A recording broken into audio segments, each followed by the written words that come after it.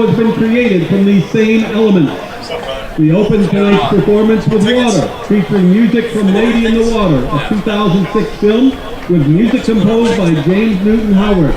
This movement conveys the supernatural effects of this element, remaining ominously restrained until the band switches to a grandiose pump. We continue with Earth, based around the piece Zooster's Breakout from the DreamWorks series Madagascar, composed by Hans Zimmer. This element forms our connection to the physical world, providing structure and balance to all things. The rhythmic vamp-like cue throughout helps to enforce the overall structure of the other harmonies and elements. We conclude tonight's performance with Air, based around Romantic Flight from How to Train Your Dragon, composed by John Powell. It starts with curiosity and mysticism, exploring the dreamlike sensation of flying. The music eventually builds to reflect the awe of the experience and the magic of the moment. So your mics are hot. They won't pick you up from here, but just be careful.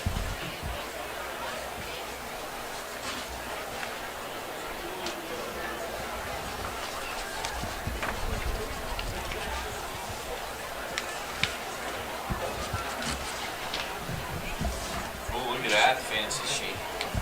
I got stats. Production assistant here, is that your role? And Yes, the gopher, whatever they need. I think production assistant is probably the best name. standing, schedule, a couple tidbits. Have a good broadcast, guys. We'll try. Do your best and caulk the rest. Drum major, Was there a is score your last band week? Was ready? it pretty bad? Who? Cumberland Valley. Cumberland Valley beat Carlisle 35. Ladies and gentlemen, They please lost to enjoy Manheim the week Elemental. before, 42-14.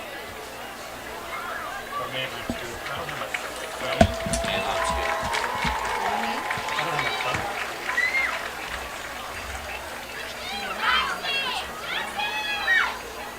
Oh, I handed it to you when we were doing. It's probably sitting down there though.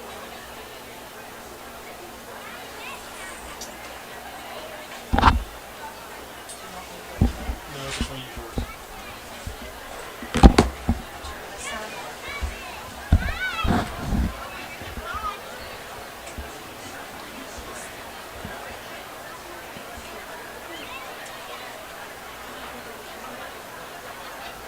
Right out in the row.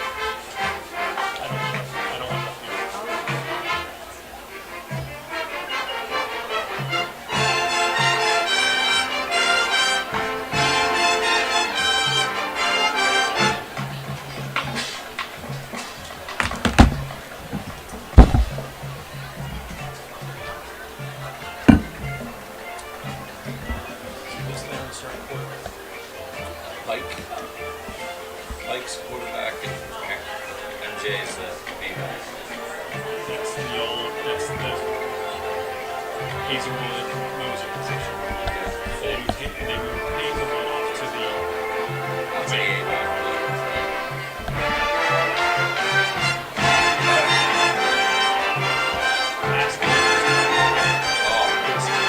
I watched it on TV. Well, some of it, so I quit because it was.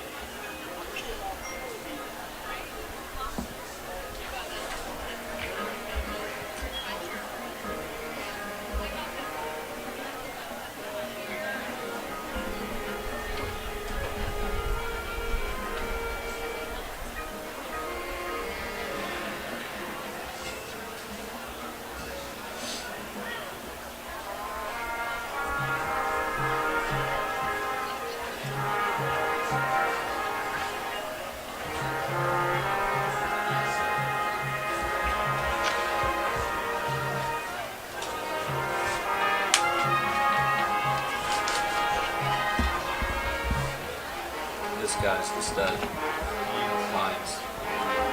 Running back and receiver. Quarterback's pretty good. Shepley.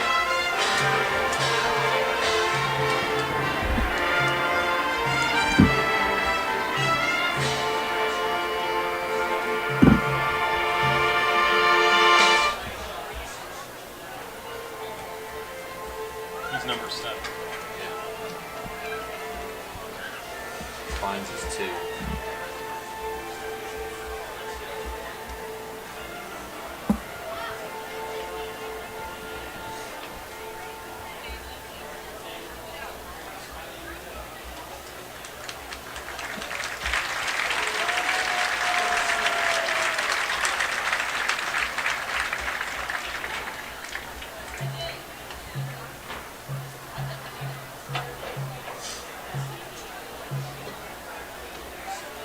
The Cumberland Valley Marching Band would like to thank the Cumberland Valley School District Administration and School Board for their support. We would also like to thank the CV Band District for their never-ending hard work and dedication. We hope you enjoyed our performance of Elemental. How about an Altoona welcome? And thank you to the Cumberland Valley Marching Band. 36, that's only 20 times a game. Yeah, well, they throw. The first game they only had single-digit rushing yards or 20 or something like that. It was.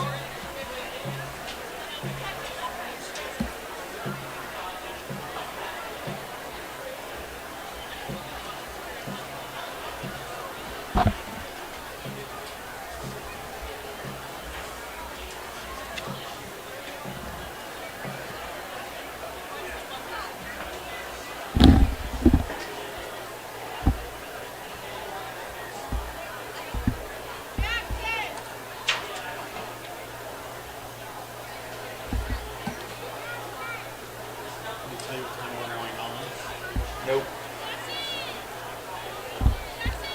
I would assume as they come out.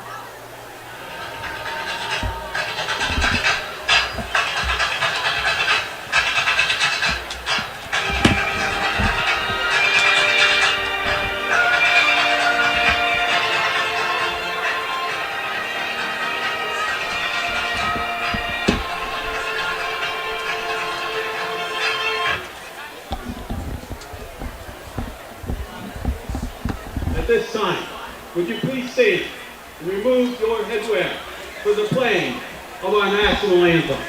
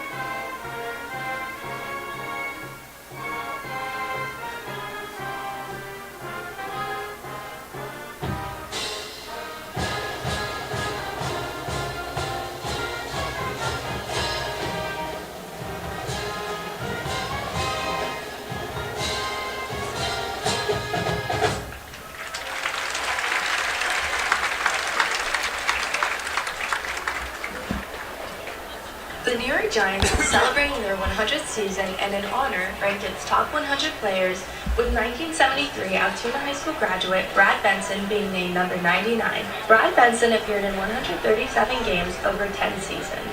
Tonight we honor his hard work and excellence with the New York Giants and celebrate him being placed in the top 100.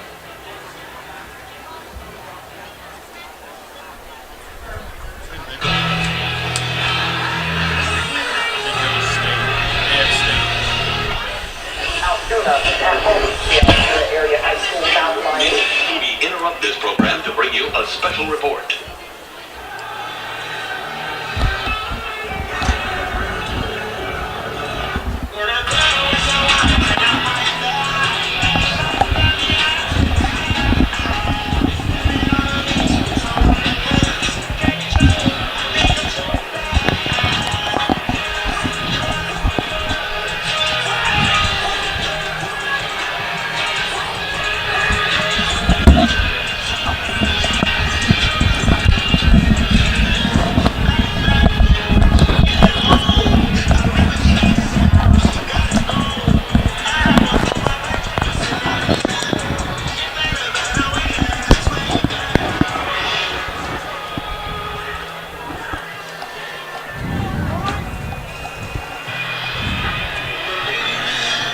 Do you remember Matt Durbin?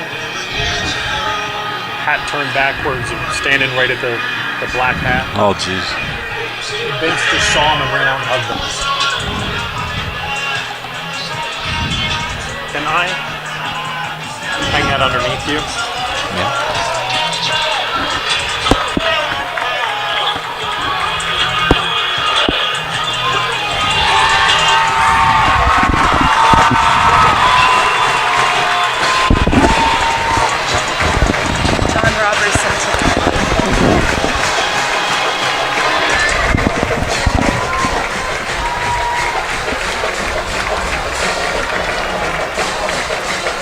Ask Mike Baker if we're on yet.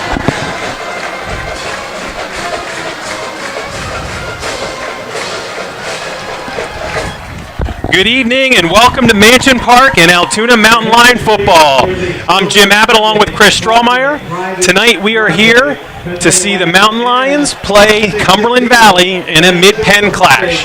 Yeah, the Mountain Lions are looking to get on track here, starting out 0-2 against two of their biggest rivals, losing to Hollidaysburg in week 1 and frankly not playing very well at all against State College last week, getting shut out there. So they're looking to bounce back here against a team that Cumberland Valley's 1-1. They've fairly balanced attack. They throw the ball a little bit. They run the ball a little bit.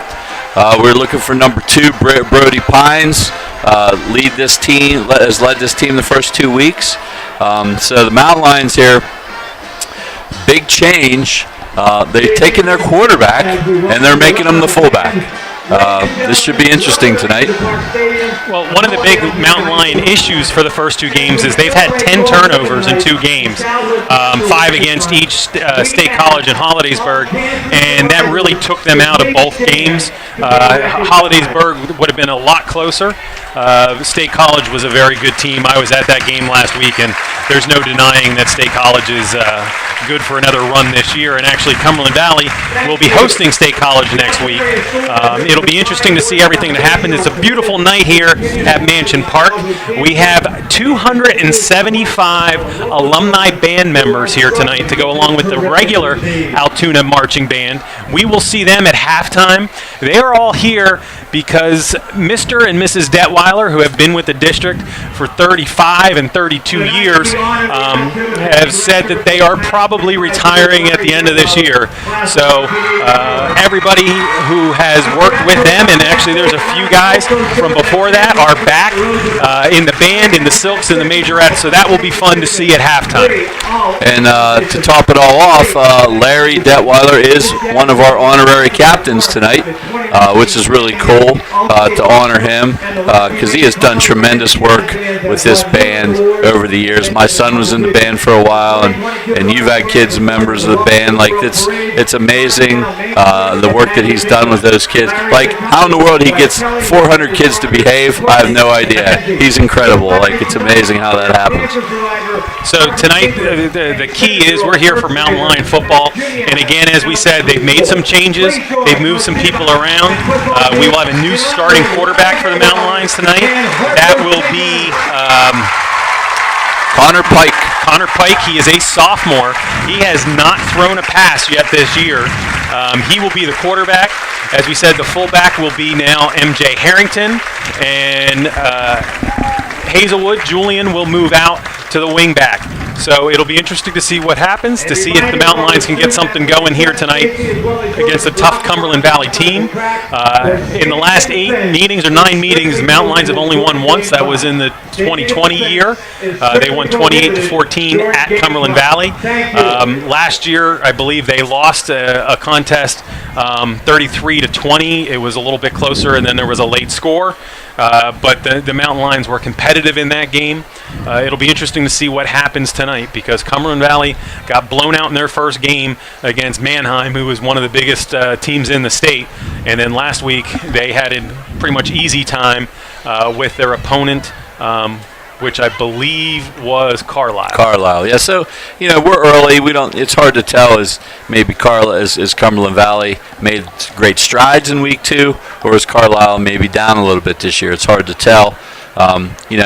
I don't believe that State College is 57 points better than Altoona, to be honest with you. So you never know about these things.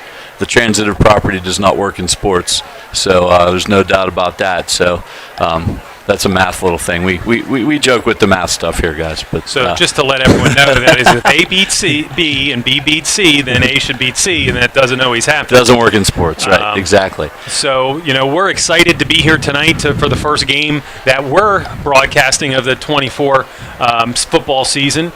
Penn State opened last week with an impressive win over West Virginia. They have a game tomorrow at home. NFL opened up last night with an awesome game between Kansas City and Baltimore. Yeah, and tonight they're playing in Brazil. I believe that's the Eagles and Packers. Yeah, so you never know. I was at that Penn State game last Saturday. I stood in the concourse for all 2 hours and 20 minutes of the rain delay. It was not fun, to be honest with you, but it was a good victory for Penn State. Pride in your school, your team, and yourself. But strangely enough, you said about changes. They had Connor Pike.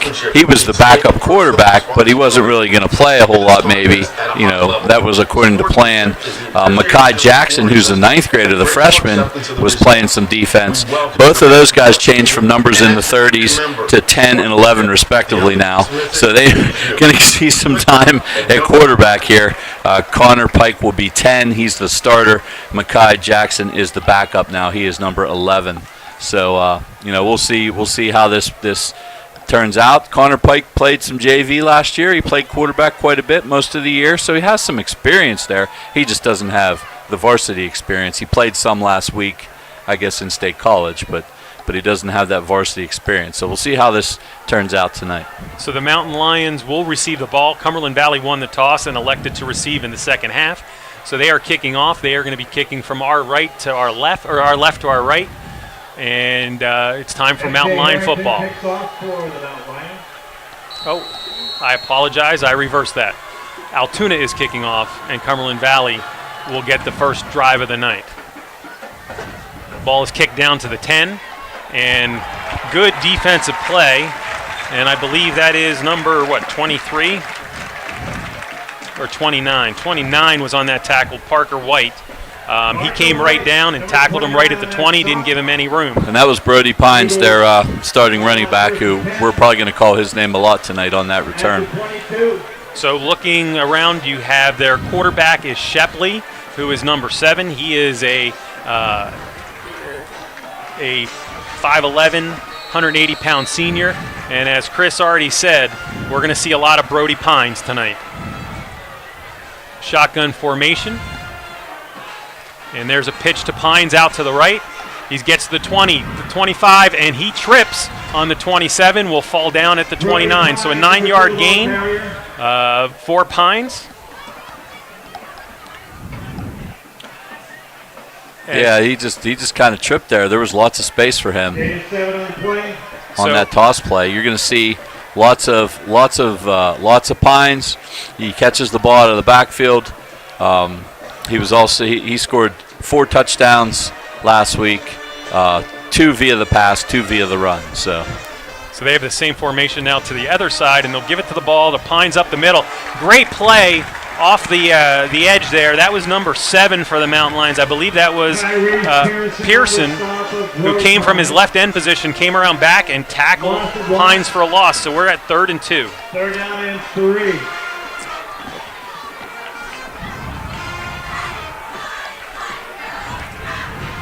So we have trips to the left.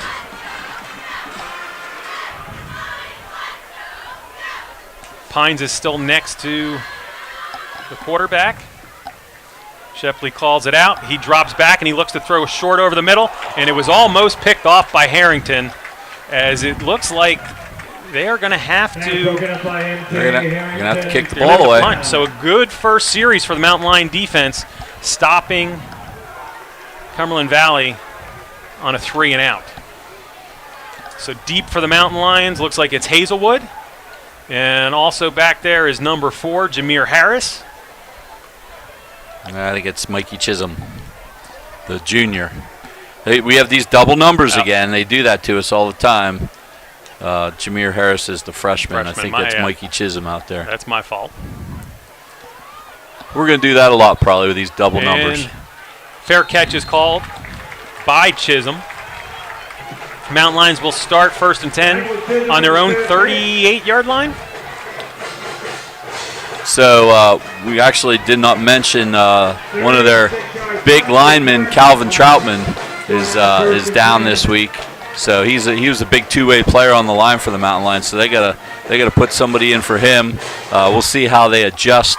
The Mountain Lions have 3 good returning linemen coming back from last year: Wesley Baumgartner, Joe Spees, and Calvin Troutman. So one of those guys is out now. So. And Spees also missed some time last week in the game. So 6-man front for Cumberland Valley. This is the new lineup. Pike under center. Turns and hands it off to Harrington. Harrington will get tackled, maybe give him a yard out to the 37. There's a little extracurricular activity. The echo of the whistle. The echo of the whistle. That was the guy we just talked about, Joe Spees, with getting a little physical out there. You got to like that. Not stupid. That's the key. You got to be physical and you got to be relentless, but you can't be stupid out there and have dumb penalties. So we got a double wing formation. Pike under center, and it looks like it's going to be an option. There's the pitch to the outside. There's a couple yards for number 2, I believe, is Amy Ballas. Amir took the ball, took the pitch, and we're going to give him, a 6-yard gain, 7-yard gain. So it is now 3rd and 2. Little hurry up for the Mountain Lions. Well, with that faux motion, try to draw them. Cumberland Valley will not bite.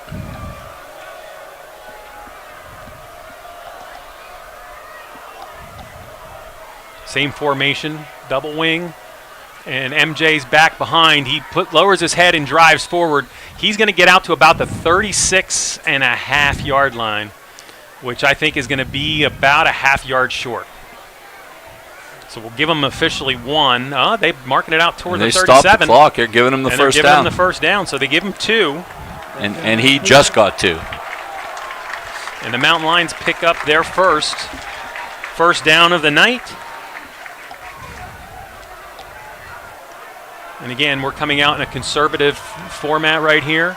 We got double wings, wide receiver left, and Pike takes the ball, and there was movement up front.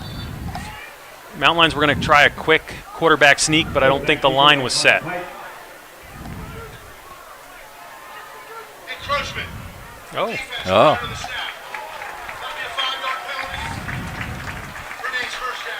So now it's going to be 1st and 5. They called that encroachment by the defense. They came across before the ball was snapped.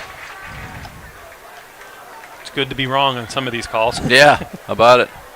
So that'll move the ball across midfield. I didn't really see anybody move, and that explains it. I thought maybe it was a snap infraction, you know what I mean? Like the guy, but because they were lined up offsides. That's why we didn't see anybody move. So how do you have the 4? Yeah. They moved it to the 5-yard. A rare 4-yard penalty in the middle of the field. We got it straightened out now. Harrington took a fake, and Pike kept it and got tackled before he was able to pitch. So he's going to lose at least 3, and actually where they have him tackled is at the 45. So that's a loss of 7 on the option play. Nolan Bazooka, number 1, he just blew that play up. So it is now going to be 2nd and 12. Second and 12.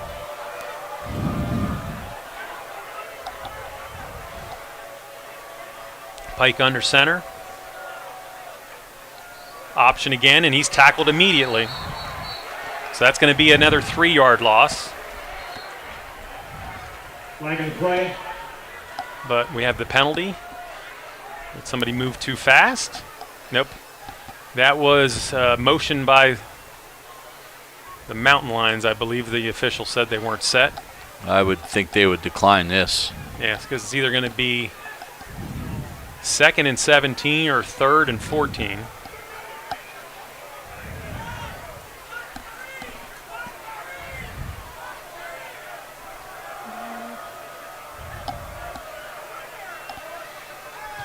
Coach Joss Oswald's over there. Illegal formation on the offense. 5 men in the backfield.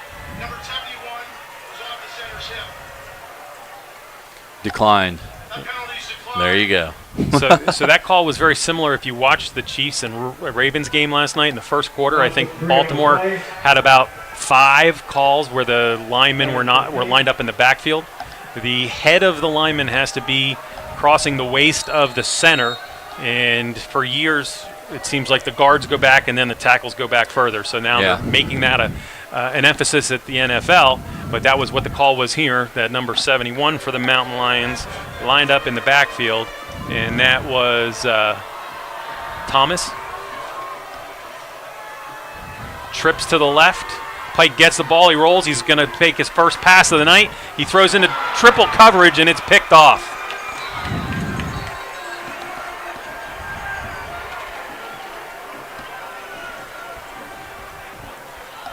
Number 21,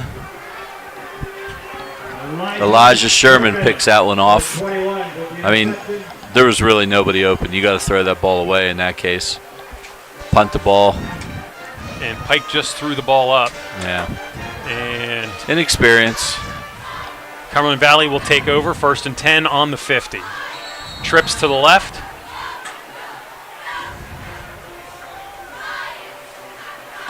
Shepley's waiting for the snap. And he drops back to pass. He's going to run it. He tries to get to the outside. He gets to the outside. He's looking downfield. Mountain Lions are going to come up, get him right at the edge of the field, and looks like he might get a 1 or 2 yard gain. Now they're giving him 3.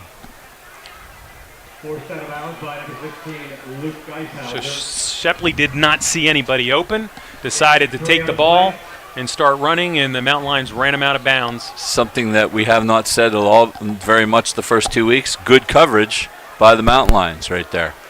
They've had trouble against the pass. Not in that play. They did a good job staying with their man and forced Shepley to scramble. 2nd and 7. And there's a whistle. Timeout from the Mountain Lions. Defense. So 7:45 to go first quarter. Mountain Lions came out and got a first down.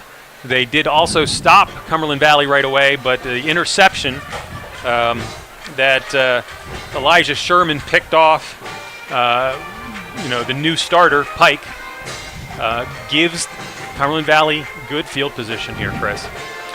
Yeah, and the Mountain Lions, for whatever reason, and I'm sure they have their reasons, and I don't know what their reasons are, always seem to roll the quarterback out to the left. And it's very difficult for him to turn his body back and throw that way. And that was a case where Pike got his body around. He didn't get much on the pass at all, and he really wasn't open anyway. But, that's one of the things that they do. So, games relevant in the Mid-Penn tonight, Bishop McDevitt and Chambersburg. Cedar Cliff at CD East. CD East seems to be the better Central Dauphin team this year. And then Central Dauphin and Carlisle. So one of those two teams will come out with a victory tonight, as they are both 0-2. Mountain Lions travel to Central Dauphin next week. Yeah, while everybody was watching and paying attention to college football last Saturday, McDevitt and Harrisburg played a 35-33 overtime classic. Well, it's just a handoff. The left side of the Mountain Lion defense sort of got caved in. And, again, Pines, big run. He got about 6-7 yards before a Mountain Lion was able to touch him. I imagine there was a lot of plays in that game. Harrisburg ended up winning 35-33 in overtime, as I said. And, wow, that was probably an exciting game.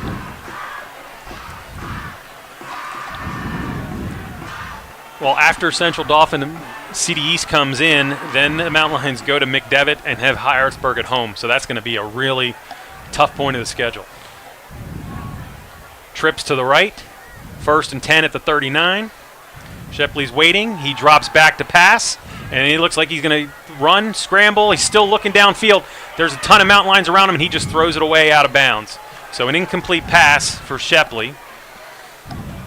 Mountain Lions, again, doing a good job in coverage downfield. So that's his second incomplete pass of the night, as he's 0 for 2.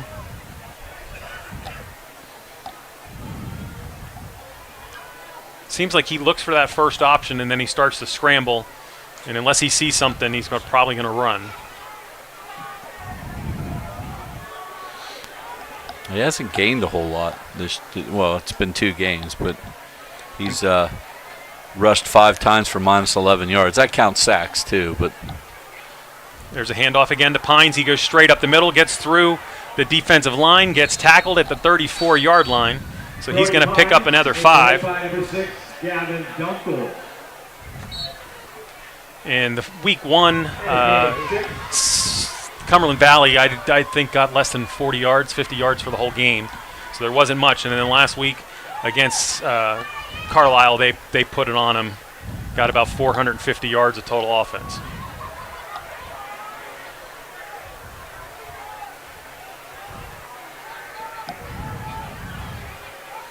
Well, I think almost all their yards in that first game was 2 touchdown passes. Pitch to Shepley, he fumbles. And, of course, it goes right back to Cumberland Valley. Yeah, so Pines had the ball, fumbled it backwards. So it's going to be a loss of 3, and it was covered by Shepley. Interesting call here, right? 4th and about 6, 7. 4th and about 7. Well, their kicker can't kick from 55, so I think they're going to go for it here. They're inside the 40. So they're going to line up to go.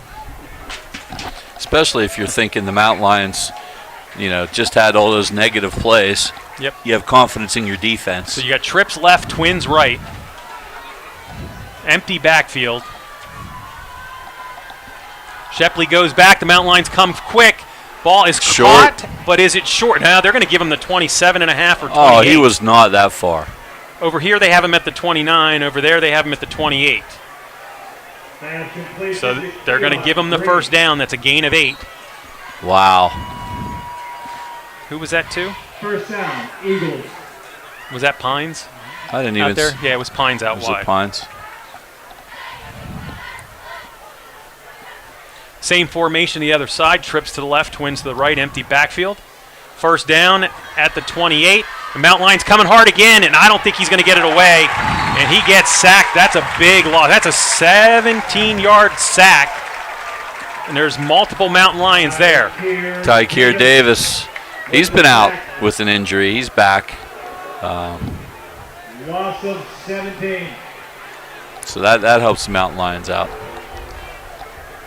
So it's now 2nd and 27 at the 45. Both offensive lines having trouble blocking in this early part of the game. 5:08 to go, first quarter.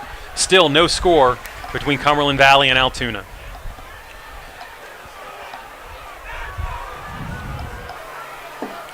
And one of the things that stood out even in the first games. That was a high snap given to Pines late, but he's just pushing forward. He was hit at the 42 and drives himself down. Number 71 pushes the entire pile for Cumberland Valley. About, what, 8 yards? 10. Jeez, oh, Pete. So it's still going to be 3rd and 17. Anyway, what I was going to say is one of the bright spots of the Hollidaysburg game, even though they didn't win the game, was the line play. Hollidaysburg was much, much bigger, and Altoona was very physical and did a good job on both sides of the line of scrimmage in that game. They just, once again, had too many turnovers. So there's a different running back, I believe. I don't think that's Pines inside. No, that's number 3. So number 3 is Camden Revere. And it looks like Pines is out on the outside. So timeout for Cumberland Valley. 3rd and 17 at the Mountain Lion 35. We'll check a couple scores quickly. In the area, nothing reported yet from the mid-pen. But in the Laurel Highlands, you got Chestnut Ridge over McCourt and Carroll, 7-0. Huntington took a 7-0 lead on Bellwood Annis. Johnstown out in front of Somerset, 6-0 early. And Hollidaysburg playing Allegheny and Maryland is up 7-0 in the first quarter. That'd be a nice win if they get down there and steal that one. Perennial powers down there. Both those teams in Cumberland are always very good. Fort Hill and Allegheny, Maryland. Yeah, that would be a good win for the Tigers. Once again, we have trips. And I don't see Pines in the game at all right now. So you have trips to the right, 3rd and 17. Shepley waiting for the ball. There's the snap. He takes a drop, and he gets hit, and it's caught. It's caught as he gets hit. That was amazing that it was caught, but it was only a gain of 5, so it's going to be 4th and 12. So that was number 5. Logan Wukovich with the pressure. Big hit, but still completed. So that receiver. That was like, what, about 4-yard gain, so it's about 4th and 13.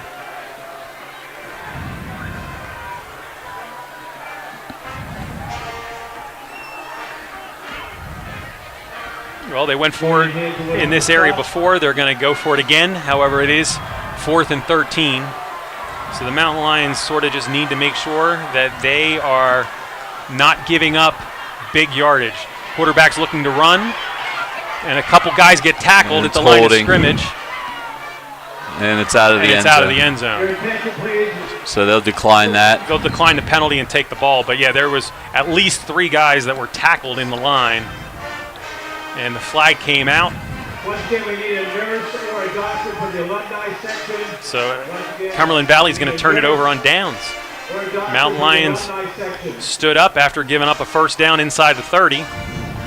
And will take over 1st and 10 at their own 31. During the play, we have holding for the offense, number 71. That penalty's declined. Turnover on downs, 1st down. So another good stop for the Mountain Lions. See if they can get anything going on offense here. It's been since the first half of the Hollidaysburg game 2 weeks ago that they actually scored a point. So they need to try to get something going here, anything going.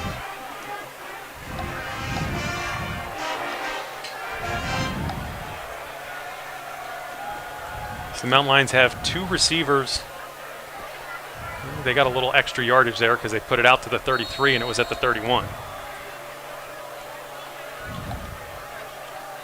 And that looks like, is that Hazelwood.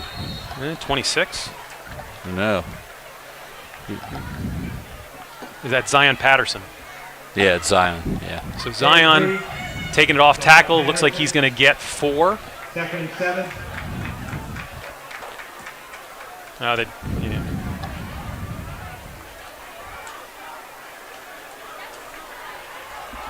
And Patterson will stay in the backfield.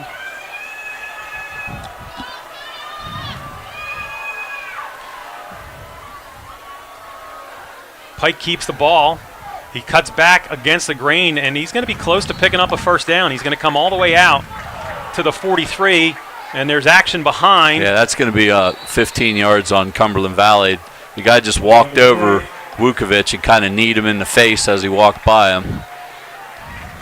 So not only is that going to be a personal foul, that might be, is that going to be an ejection?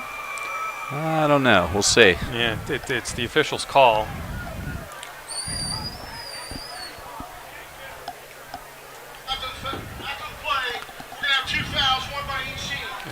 Oh, really? Conduct number 55 on the offense. Unsportsmanlike conduct number 9 on the defense. Those penalties offset. That is each player's first UNS of the game. First of all, I don't think it was 55. I don't even know what he. Unless that was somewhere else in the play. Yeah, we didn't that's see. Markel Herr. That was Logan Vukovic was mixed up with number 9 there. So it's going to be 3rd and 2. They have listed 2nd and 2. The sticks have not moved yet. Are they going to go 2nd and 2, 2nd and 1? And we'll go 2nd and 2. Should be 3rd and 2. Or 3rd, yes. Yeah. And 3rd down and 2. power ahead.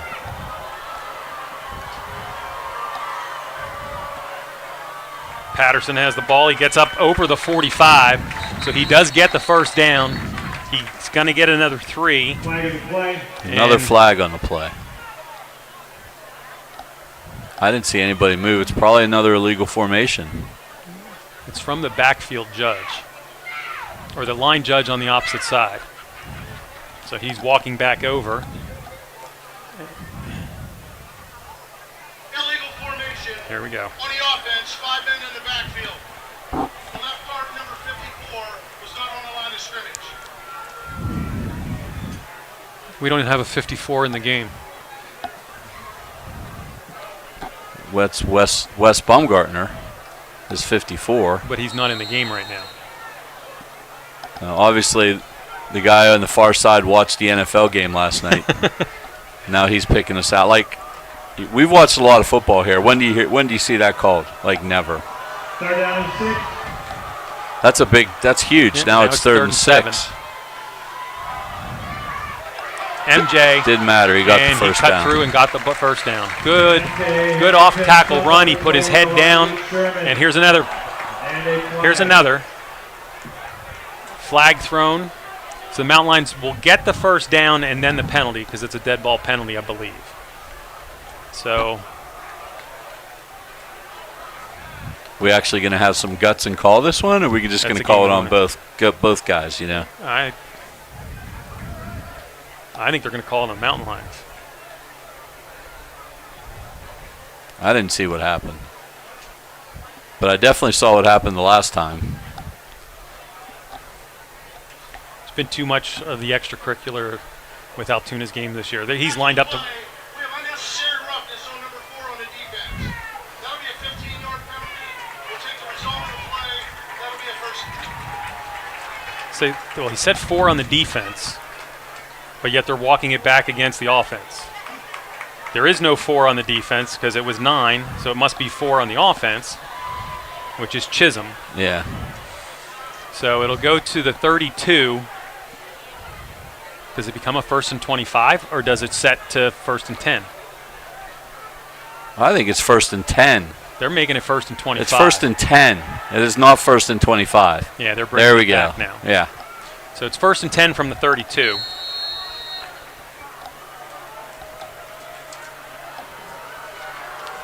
It's like the old Paula Abdul song, 2 steps forward, I take 2 steps back. We're going nowhere fast.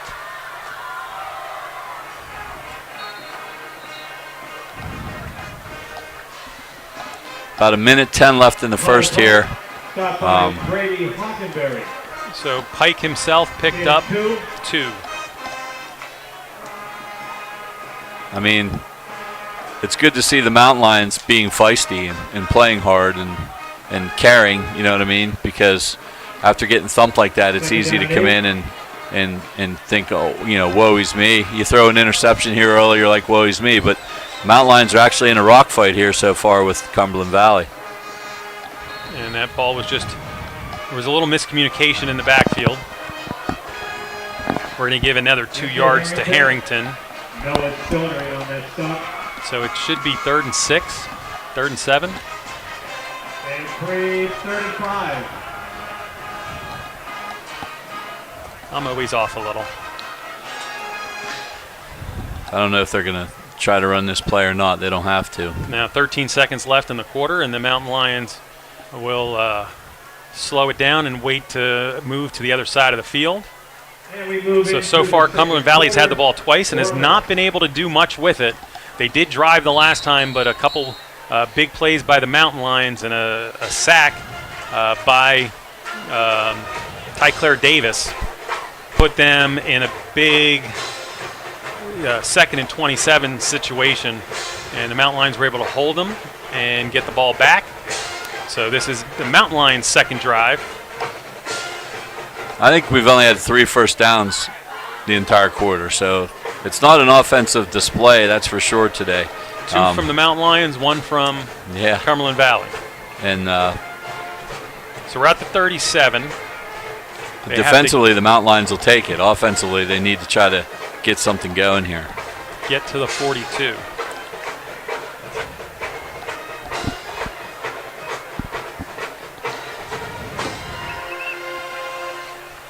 Fireball. Band playing in between the quarters.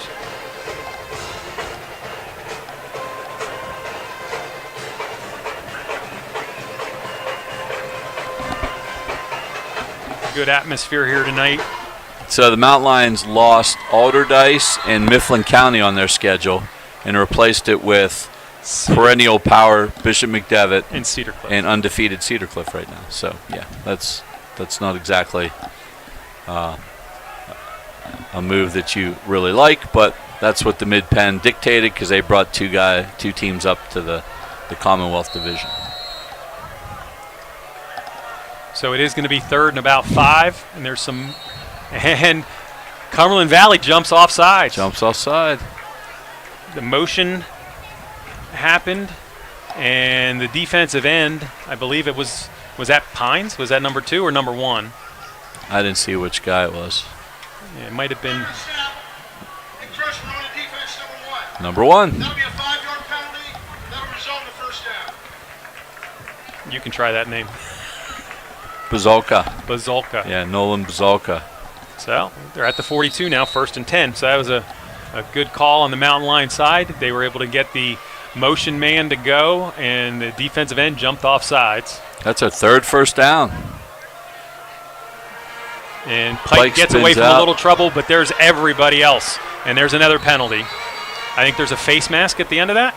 I don't know. I don't know what else, because the Mountain Lions certainly weren't blocking anybody, so it can't be an illegal block.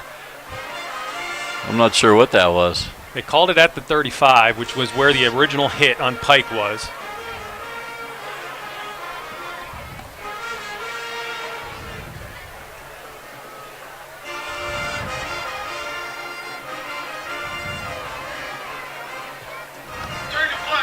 Face mask.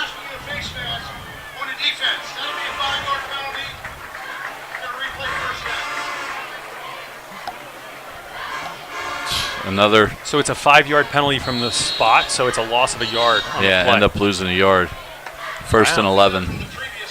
Yeah, it goes from the previous spot. That's what somebody's saying, not. It should be going from the previous spot. Somebody came over. Yeah. One of the officials turned on his mic and said, "That's from the previous spot, not from the." So, okay, that's a little better. That'd be 1st and 5 now. Yep, out to the 47.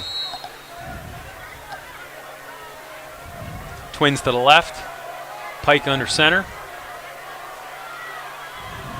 Harrington off to the side, gets the ball, drives through and dives to the 50. So gain of 3 for Harrington. MJ Harrington at the carry. Go and hurry up. Gain of 3. Brady Hubbard on the initial hit. Well, it's not that much hurry up. They're just huddling on the line of scrimmage. Tell you what, this end from Cumberland Valley is almost lined up over the ball. And Harrington gets through for a gain of 5. That's going to be another 1st down. Mountain Lions starting to get a little rhythm. We'll give them 6 down to the 44.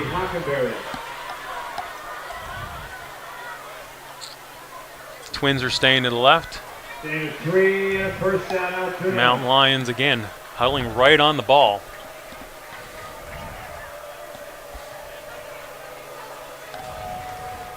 Center just basically turns around and sets up.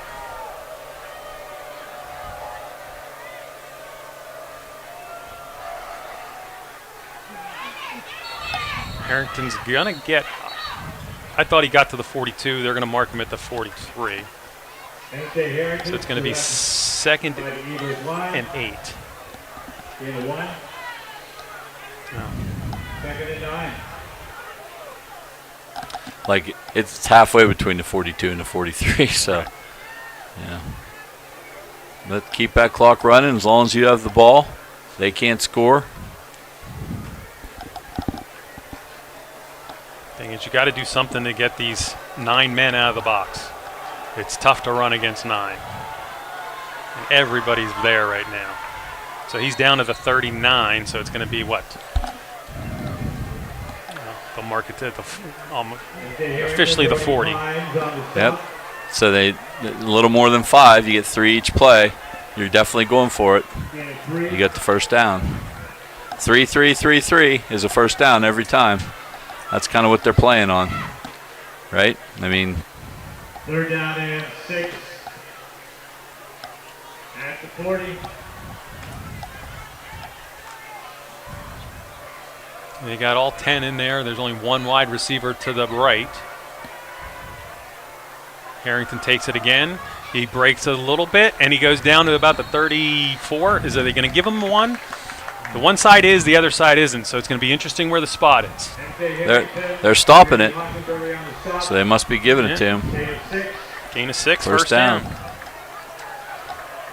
MJ has had 9 carries, including the last 4. Well, this was the hope. This was the hope that they could rekindle that Alex Yost, Braun Mosley, Ethan Strout kind of workhorse fullback situation. They really didn't have the personnel to do it with MJ at quarterback. Now they got a power to the left, and Pike keeps it and follows Harrington. He's going to get 4.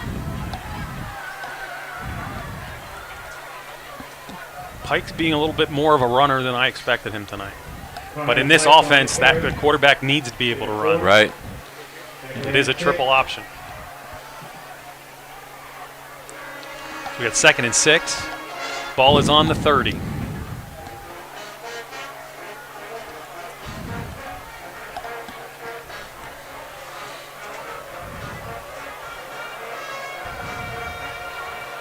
Again, you got everybody on the left side of the line for the Mountain Lions. There's MJ going up the middle. The line pushes, and he's still pushing. He's down to the 20. He's down to the 19. That's a gain of 11 for Harrington, and the Mountain Lions are in the red zone. Somebody's down. Can't see the number. It looks like a lineman. Ends in a 3. It's cramp. No, they're looking at the knee. The knee, the joint.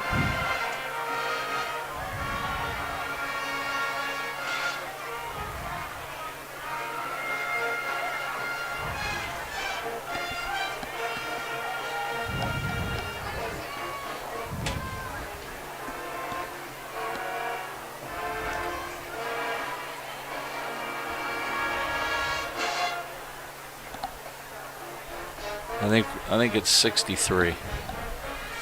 63 I would think that's be- Spies, Is it Spies again? I think. Yeah.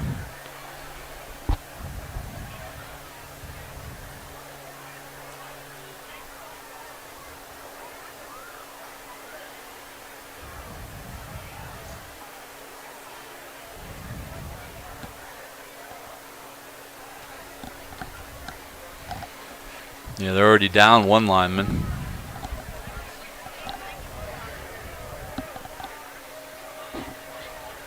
So this drive started at the Mountain Lion 30 when they were able to get the ball and Cumberland Valley turned it over on downs. We've had one punt tonight, right? It's Cumberland Valley in the first drive. Yeah. Other than that, interception. Turned over on downs from Cumberland Valley. And then Mountain Lions haven't finished their second possession Mountain yet. Lions have had the ball for about 9 minutes here. That's what happens when you get a first down and then you get a 15-yard penalty backwards, so you're back where So Spies is up and walking it off. he's walking okay, so that's good. They're not sort of helping him off. He's under his own power. Hopefully it's just maybe one of those things that tweaks and scares you. So It'll be 1st and 10 as the Mountain Lions start out in the sheet red zone. Which, did they get in the red zone at all last week? Because they were not in the red zone in the Hollidaysburg game at all. They had 2 passes more than 20 yards for touchdowns. This is the first time all year they've been in the red zone. Isn't that something? it's week 3. Well, they haven't been able to sustain a drive like this. Off tackle, I believe that's Harrington again. Is he going to get one, or are they going to say no gain? Yeah, not much, if any. MJ Harrington. No gain on the play. Nolan Rizalka on his stop.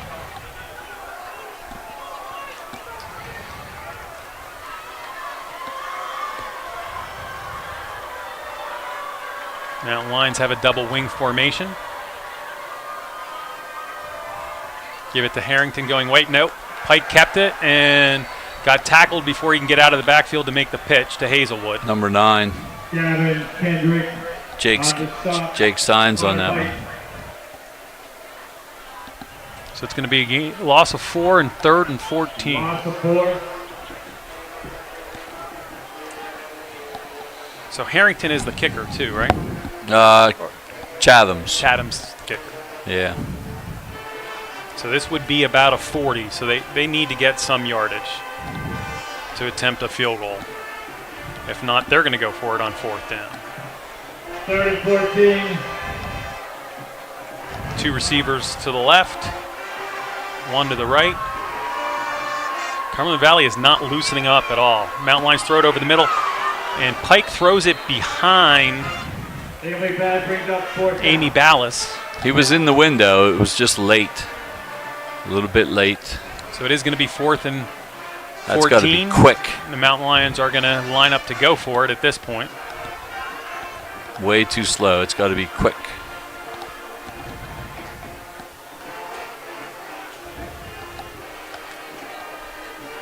So 6:02. Mountain Lions have now had the ball for 10.5 minutes on this drive. And we have a timeout.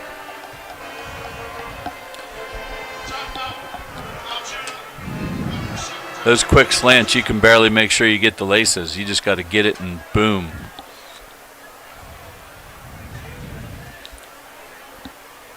So let's see what the Mountain Lions have in store here. They can't get that option game going. It gets broken up on the inside. Pike gets tracked down right away. You know, they don't want to block the defensive end. They want to read the defensive end, but they want to block the other guys. Well, that's the problem. Every time Pike has taken that sweep, he's got tackled from behind him. Right.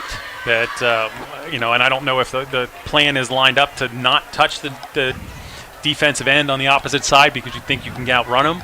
But number 1 for them is just coming on a sweep. Yeah, well, the last play, Signs came up the middle, even, and that maybe because Spies wasn't out there. Like, who knows? You know, they're patchwork offensive line sometimes will do that to you. Well, Spiess is standing around the 30, so he's not sitting down. So might be able to see him again in another series. Twins to the right. Motion man. The pitch. And a deep ball thrown to the outside, and it's up for grabs. And Patterson was just not able to bring it down. That wasn't a bad throw, actually. That was catchable. Coverage by Brody Pines. Eagles take over on down. Yeah, and he gave it a pretty good jump ball. So, Mountain Lions stop Cumberland Valley on downs and then drive the ball 60 yards plus the 15, so 75 yards, and they turn it over on downs.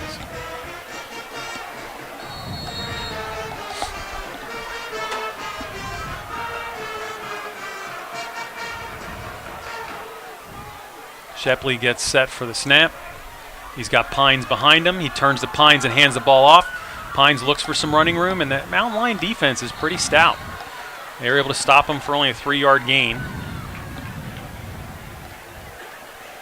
Yeah, doing a good job. Vukovic is in there, making that stop on Pines, and he's pretty active on defense.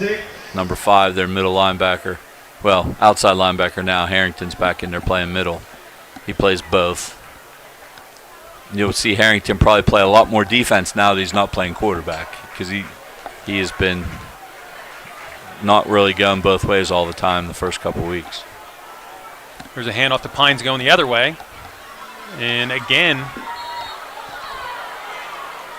71 is very active for Cumberland Valley. Very active. Especially after the play. Brody Pines. So Pines gets another 3 yards, goes to 3rd and 4.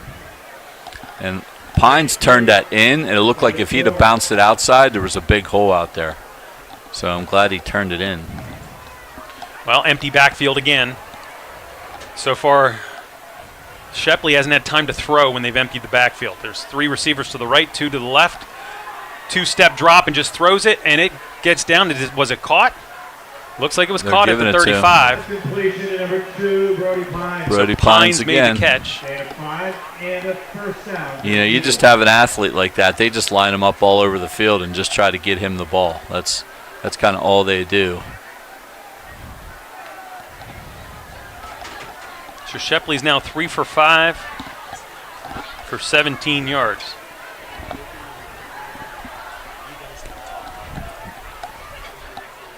Pitch to the outside. And great defense by the Mountain Lions, and that's a new runner. That's number 37 for Cumberland Valley. Let's see if I can find him on our chart. Barbacki? Eric Barbacki. Yeah, he had a. Barbacki on the carry. That's his 2nd carry of the year, according to the stats I got. He had 1 carry coming in here.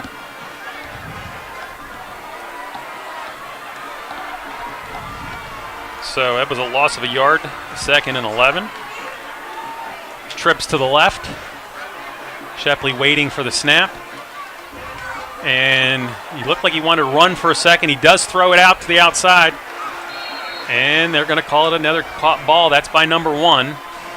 Bazalka. I almost want to say Bazinga. Yeah. So that's a 14-yard gain. He's the tight end. Tight end with a deep out. And he just kind of threw that up.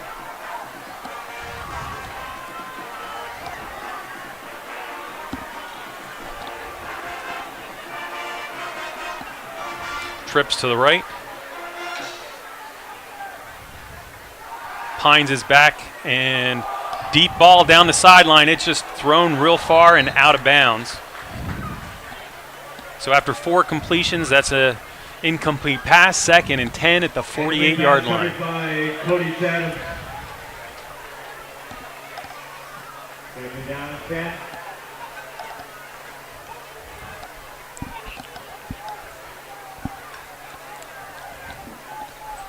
.244 to go in the half. No score yet. Cumberland Valley on their 3rd drive of the night. And there's movement up front.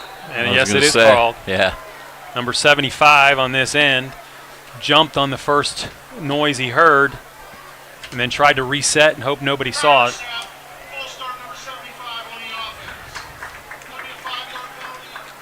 That is Nathaniel Hauk. And it moves the ball back to the 43, brings up 2nd and 15.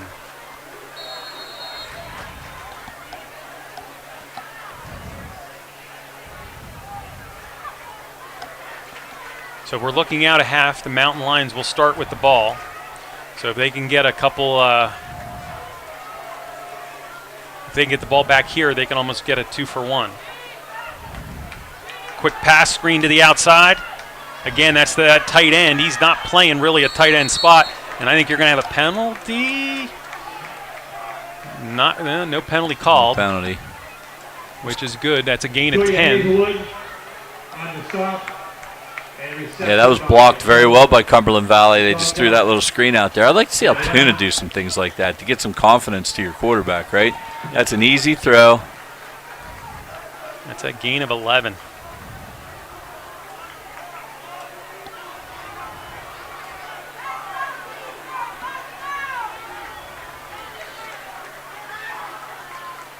Handoff up the middle.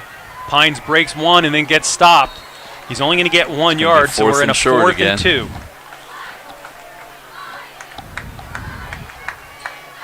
I'm pretty sure they're going to go for this. 2 minutes and 20-second running clock right now. Timeouts. Mountain Lions have 1 left. The Eagles of Cumberland Valley have 2. They're going to take 1 here. And they're going to have 1 each. 2:09 left in the half. We've got the 50-50. If you've got this number, it's going to be up on the big board.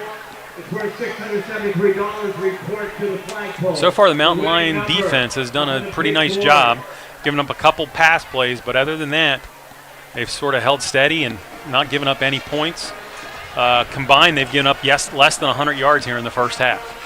Yeah, they've done I mean, 0 points is always a good thing for the half. Well, almost the half.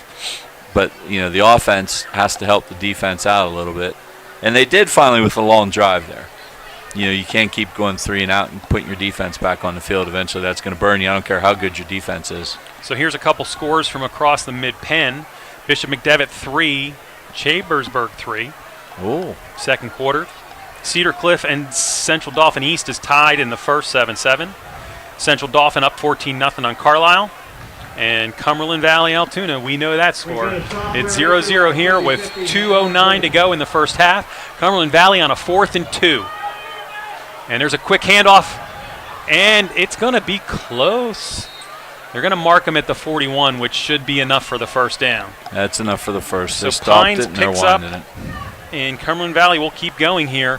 The clock is moving. It is 2:01, under 2 minutes now in the first half. Cumberland Valley, 1st and 10. Trips to the left, 1 receiver to the right. And the winning number, 582-333, 582-333. If you've got it, report to the flag. Shepley is waiting for the snap. 582-333.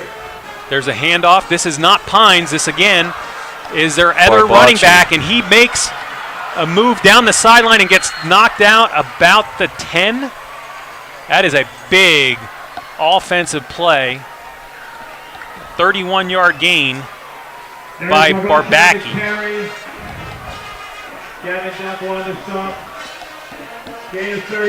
So with 1:30 to go, Cumberland Valley's in the red zone themselves at the 10. That was a big run for Barbacki.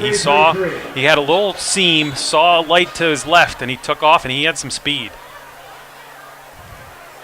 And is this going to be a Mountain Lion timeout? Well, I think, but the guy pointed towards the offense. He was pointing towards Altoona's bench, which is really not what you do. You point to the offense or the defense on that one. But yeah, that's Altoona's timeout. They're going to be out. Try to kill that momentum a little bit. Stiffen up and hold them to a field goal here. So one big play has put Cumberland Valley with 1.5 minutes to go inside the 20 at the 10.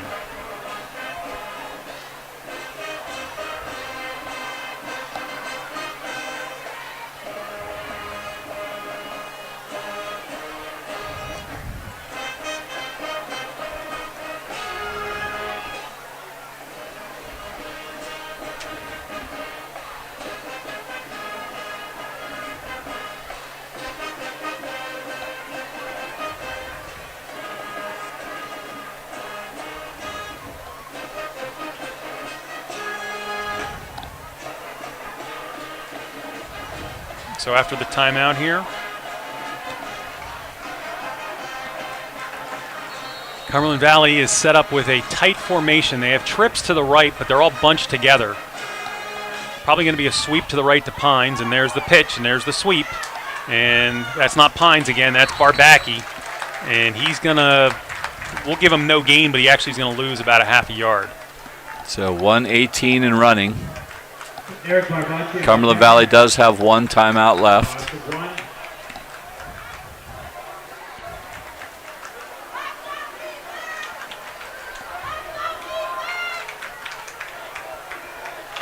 Trips to the left, it's a little wider, and there's a movement up front, and they're going to call it. 71, sort of hunched back on his heels. So we're down to 57 seconds. They'll set the ball ready to play, and it should start right away. So Cumberland Valley comes running up to the ball. Barbacki is on the right side of Shepley. This is the first time we've seen this formation. And something's going on that the official is coming over and talking to the Mountain Lion coaching staff.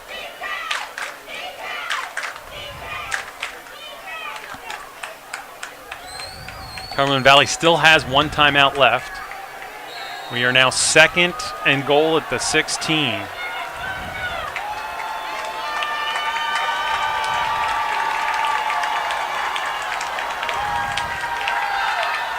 And the Mountain Lions defense is there, and there's a penalty. I believe it's on 75 for holding. It's a hold, yeah. So the Mountain Lions, though, I have a feeling they're not going to take the penalty, is on the sack there. There were two Mountain Lions that basically were surrounding him, and he turned and ran into the second one. The first one was Vukovic, and I believe Therese Parson is the one who had the sack.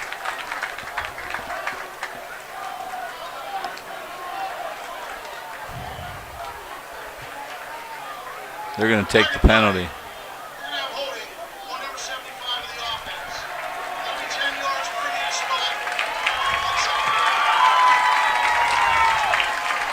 So I guess they're thinking they're not going to get the ball back anyway, and they just want to move it further away for field goal. Yeah, we want it to go, of course. The sack was at the 25. You have the choice on an offensive penalty. The defense gets to either start the clock or wait till the snap. So Shepley waiting, trips to the left. And the Mountain Lions coming hard. He just throws the ball up, and it's going to be out of bounds. It actually was a nice attempt at a sideline catch, but it was out of bounds. The Mountain Lions are just bringing that pressure now. They're just going all out, bringing the pressure, and it's working. So we're going to have 3rd down at the 25.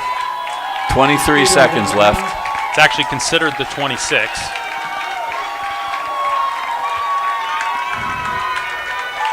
And I don't believe Cumberland Valley has a kicker who can kick a 40 to 43-yard field They want goal. the play clock reset, and the boys aren't paying attention down there.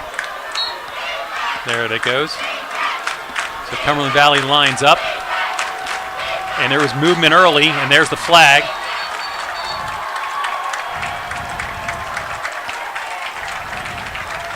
So they're going to call Cumberland Valley for movement up front. Since it's a dead ball penalty, it will automatically be taken back. It's not a play that the Mountain Lions could say no to. So Cumberland Valley is marching backwards. They've lost 21 yards in this drive. This is goal to go at the 31. You don't see that very often. And it's 3rd and goal. Though that's not going to matter. There's 22 seconds left. Cumberland Valley has a lot of pre-snap penalties here today. So we got trips to the left, twins to the right. There's only one guy on the twins over here, and he's looking this way. And they blew the whistle for some reason. I think did Altoona try to call a timeout and they don't have any left? Possibly. Because they would have had this blown coverage, which is, I think, a 15-yard unsportsmanlike penalty, I think, if that's what happened. I'm not sure if that's what happened. Oh, sideline warning. Okay, that's good. That's good. Yeah. Because you don't want that ball moving closer, because Right. then they'll kick if they move it down to the 16. But the Mountain Lions got to watch the setup. They had nobody covering And somehow the second receiver, and they have nobody covering right now. And nobody Here said it comes. anything, but 4 seconds has run off since and there last play. has been no plays. It should be back to 23, but So Shepley gets the ball. The Mountain Lions come in. He just throws it in the air, and it's a touchdown. just fires it up, Wow. and you let somebody get behind you. That is unbelievable. And that's 31 again. I got to remember this name. Balaka? Barbacci. No, Babarchi's the other one. Oh, This is 31. Buzzalka. 31 is Andrew Rice. No, 31. that was number 1. Oh, number 1. Yeah. Yeah, that's Bazolka. So that's 56 yards on 3 catches for him. But the key for them, 13 seconds left, and they score a touchdown.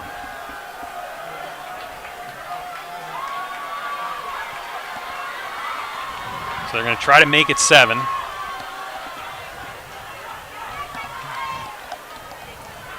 They hit all 5 extra points last week. This should be Andrew. This is 31, Andrew Rice. So the kicker is waiting. Good snap. Hold down. Kick looks like it's good. And it is. So 7-0 Cumberland Valley Eagles with 13 seconds to go in the second quarter. 2 big plays in that drive. Mountain Lions looked like they had them stopped multiple times. Barbacchi with a 30-yard run. And then quarterback Shepley just threw the ball in the air, and his tight end goes underneath it, catches it for a 31-yard touchdown with 13 seconds left in the half.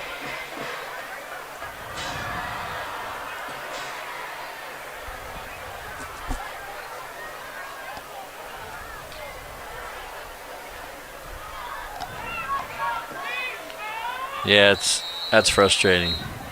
And you can't let that diminish the fact that you've played a good first half. It's only 7-0. It's easy to do because you're like, oh, here we go, right? But you can't do that. You're going to get the ball to start the second half. So nothing stupid here, no, because that's the things that they've done here the first couple weeks. Catch the ball. Hold on to the football. It looked to be a gap up the middle, but it closed quick. Julian Hazelwood. And Hazelwood is brought down at the 23-yard line with 7 seconds left.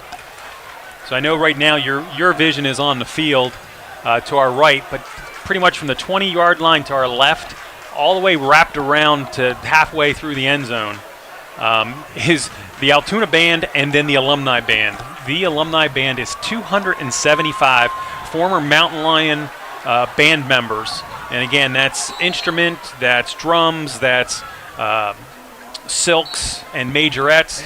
They are all here tonight to participate in the Alumni Band, which could be Mr. Detweiler's last year with the band, as he is looking to possibly retire in June. So 7-0 here at half. Cumberland Valley with a late score. We're going to let you sit and watch a little bit of the band, and we'll be back with some halftime highlights and statistics when we return. Again, this is Jim Abbott and Chris Strohmeyer from Mansion Park Stadium. It's 7-0 Cumberland Valley at the half.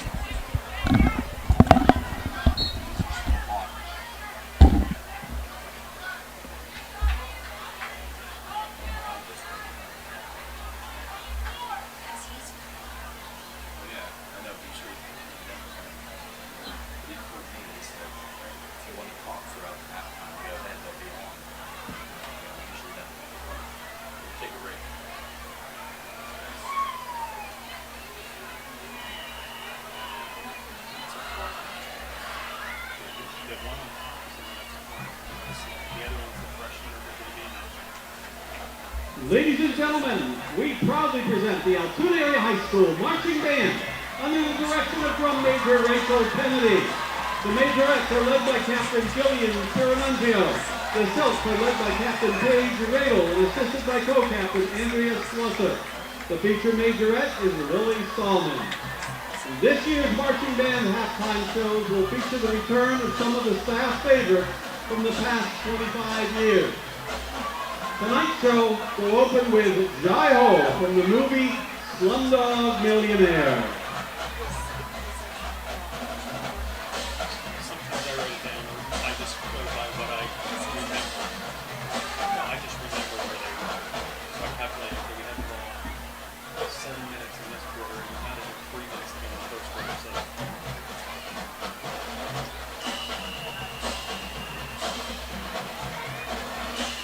I should make it.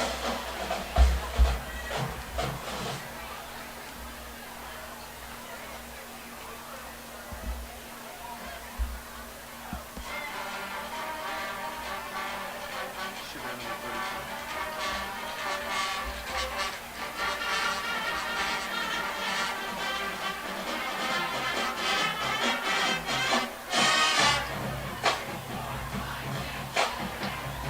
You got a roster, I can take a picture of the Max Beck one kind of stuff.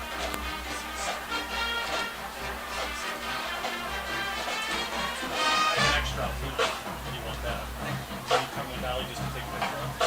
I can put one to the phone. Thank you.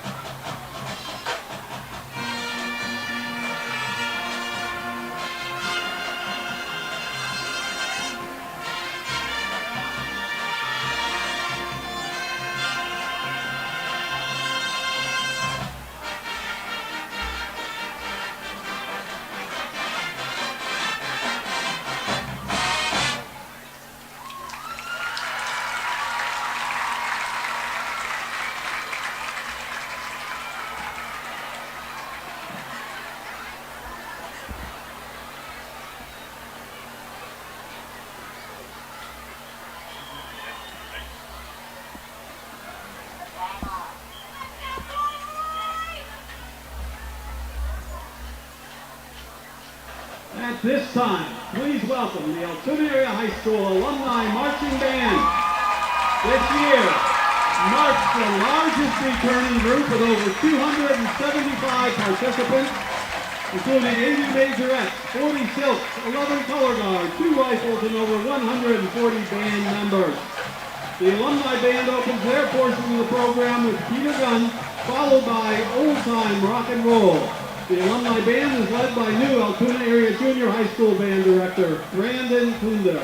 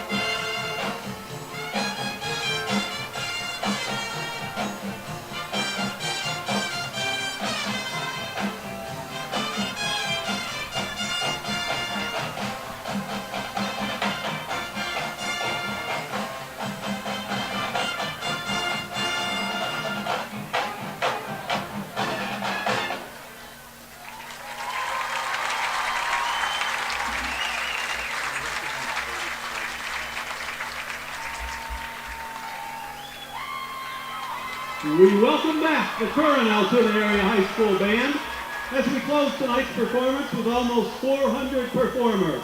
The musical selection is, of course, the Signet March of the Altoona Area High School Band, Barnum and Bailey's favorite.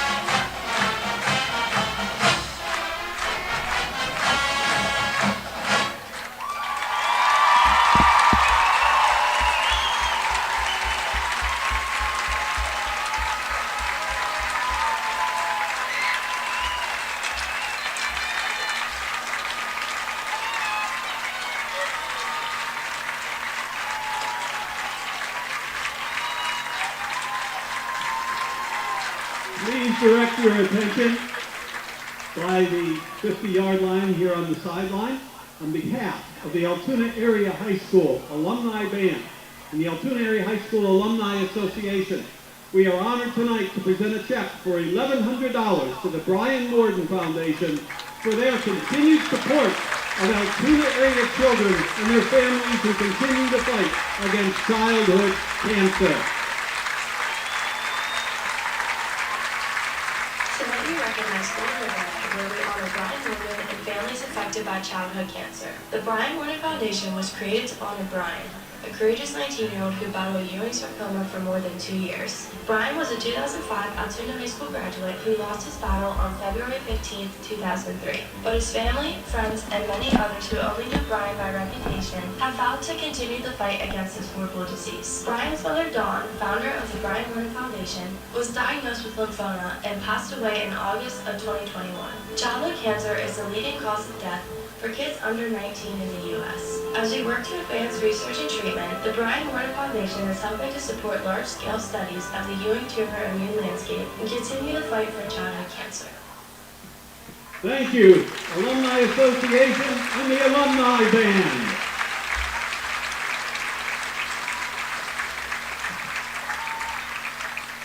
Ladies and gentlemen, the Altoona Area High School and Alumni Marching Band, Majorette, Silk, and Color Guard. And now, on Altoona.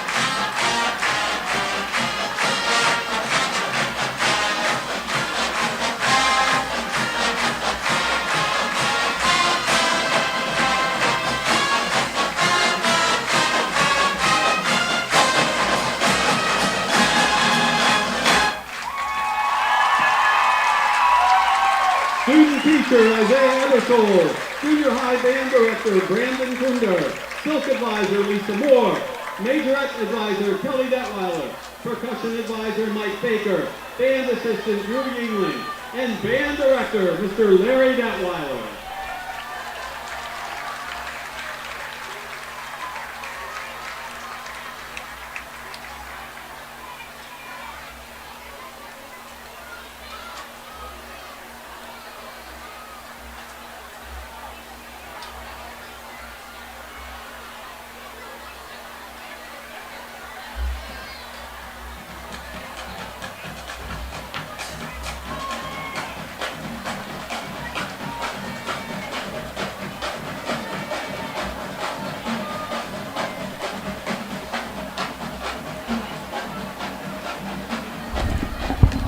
Once again, we have not had a winner in 50-50. Check your ticket. The number's up on the big board. Report to the flagpole if you've got 582-333. 582-333. 50-50, we're $673. Report to the flagpole. Check your tickets for the 50-50. 582. Welcome back to Mountain Lion football here on MLTV Live on YouTube. I would like to thank everybody who's put this together. Mike Baker is our new advisor to MLTV, and him and the Mountain Lion television crew has worked hard to put this game back on YouTube. That the station that you can pull it up at any time you want. But we thank you for being here tonight. That was an awesome sight of having the Alumni Band and the Mountain Lion Band together on the field. That was over 450 musicians total, 275 with the Alumni Band. And it was great to see the entire show that they put on. The band actually, the Alumni Band sounded really good. So I would like to congratulate them. A little special for me, my youngest daughter is a Silk in the band, and my oldest daughter came back, drove 4 hours today to get here so that she could also be a Silk and be in the Alumni Band. So both my daughters were on the field. So it was a great feeling for myself as we want to now look at the first half. Cumberland Valley scored late in the second quarter to take the 7-0 lead, and that's where we are. The Mountain Lions will get the ball as soon as we come out of half.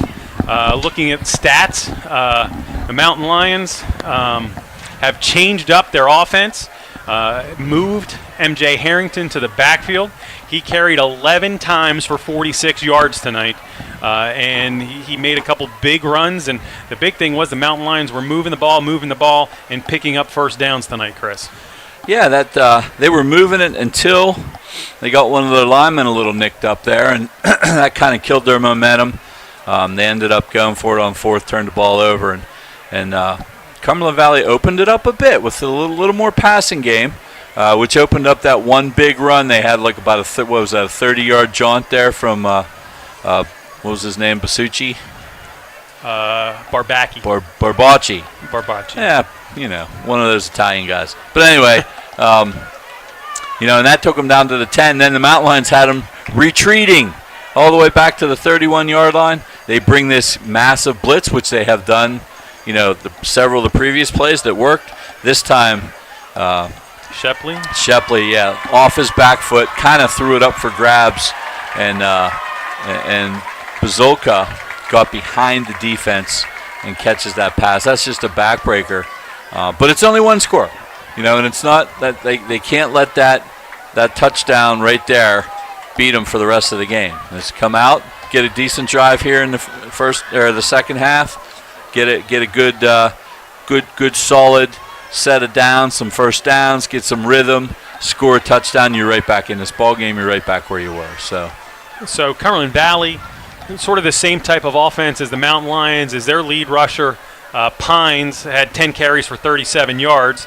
And as we said, though, Barbaci had that 30-yard run that took them from about the 42-yard line down to about the 10. Mountain Lions, Shepley has been sacked twice and has scrambled a lot and thrown some passes away, but he is 5 for 10 on the evening, actually 6 for 10 on the evening for 73 yards, but the big one was that 31-yard touchdown just before the half. So the Mountain Lions will come out of the half. They will have the ball, or at least receive the ball, and hopefully they can start to put some things together. They only had the ball twice in the first half, where Cumberland Valley had the ball 3 times in the first half. The Mountain Lions went on a 10-minute drive. Everything was on the ground, and they just could not convert once they got into the red zone. Yeah, I mean, Cumberland Valley on defense is stuffing 9-10 up there in the box. They're just daring them to throw. And the Mountain Lions really have not been able to do that. It'd be nice for them to find just a way to complete 1 or 2 passes, open things up just a bit, any kind of pass at all. Well, the big thing on that option, as you go out, you can pass, you can run, you can pitch. The backside defensive end is making all the tackles. He's coming all the way down the line of scrimmage and catching Pike from behind before he has a chance to either throw or pitch. So the Mountain Lions need to make a couple adjustments. They need to stay strong on defense and then come out here and see what they can do overall in this second half and see if they can turn some things around, put some points on the board. As Chris said, we have not seen any scoring out of the Mountain Lions for the last 8 quarters since they scored in the second quarter of the Hollidaysburg game. Yeah, I mean, how do you counteract that defensive end coming back around? A little misdirection. You run a reverse. You got to keep that guy accountable back there.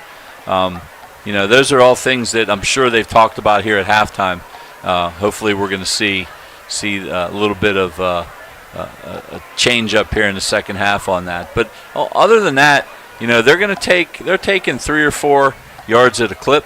That's a first down most series, as long as you don't get behind the chains and hurt yourself with penalties or negative plays.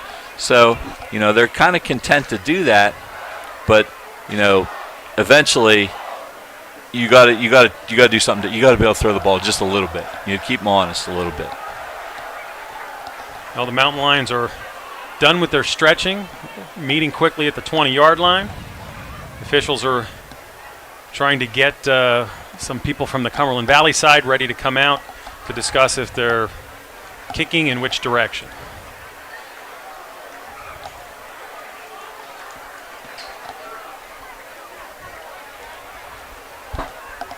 So we'll get ready here for the second half. As we said, the Mountain Lions should be on offense coming out of the kickoff. And it looks like Cumberland Valley is going to kick from the scoreboard end and kick down towards the flag. There's a little air movement, but not much tonight. It is a beautiful night for football. It is a beautiful night for football, and there's a decent crowd here. Not quite that Hollidaysburg game, which was one of the biggest crowds I've seen in years and years and years. That was but somewhere between 7,000 and 8,000. It was huge crowd. But there's a decent crowd here tonight, cheering these Mountain Lions on. So the Mountain Lions are setting up to receive the kickoff. So the new NFL kickoff, what do you think? I don't know. I don't know yet. It's kind of weird. It's very weird. I And guess they're it's- trying to slow down the collisions. Yeah, and it's. I think should promote more returns, but we haven't really seen it yet. So the preseason really doesn't count because they don't really try anything. So the There's Mountain a hole. Lions, little hole up the middle. He'll get out to the 33-yard line, and that is Hazelwood once again. Had a nice little hole, but it closed fairly quickly. He got hit at the 30, got out to the 33, so the Mountain Lions will take over. That was a good return. That little momentum here for the Mountain Lions. So far in the first half, Pike is 0 for 3 with 1 interception. We said the big runner has been Harrington. He is 11 carries, 46 yards. And the Mountain Lions are in that tight offense once again. Harrington in the backfield. He gets the handoff coming left. He gets out to the 35 and gives us maybe to the 37.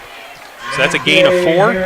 And just trying to look here. Looks like Joe Speece is back in the game, number 63 for the Mountain Lions. So you were correct. He was like hobbling around there, walking it off, and he does come back here in the second half. That's good. And he is one of the 2 returning linemen from last year. The third was injured last week and is not playing tonight. So the Mountain Lions come out again, a little bit overload to the left.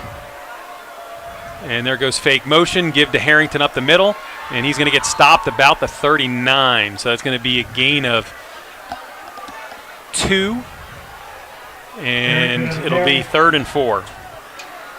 That's right on schedule. You'd like to get 4 on this one. Yeah, you'd like to get the first down here, yes.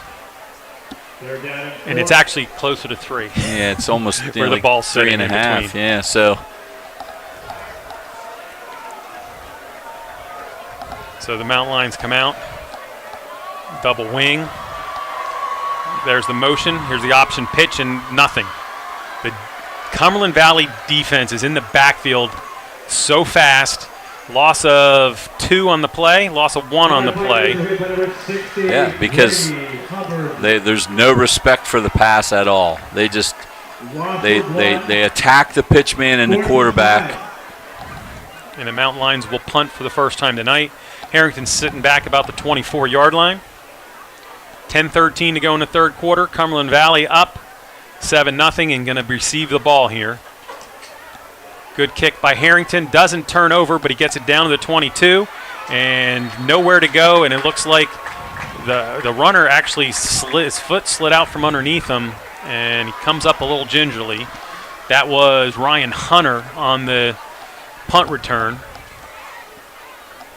And he's sort of hobbling back to the huddle. He's got an ankle that's already taped up. 39-yard punt by M.K. Harrington. 3-yard return. So Cumberland Valley will start 1st and 10 on the 26.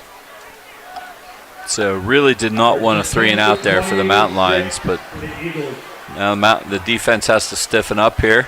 Trips left, and I believe Pines is the running back this series, at least to start. Shepley gets the ball, turns to Pines, gives him the ball, and good defense by the Mountain Lions. He's either got 1 or no gain. Speece and Vukovic in there making some plays.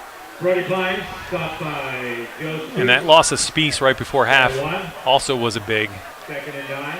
situation in that touchdown drive. So we'll give Signs 1, and it makes it 2nd and 9.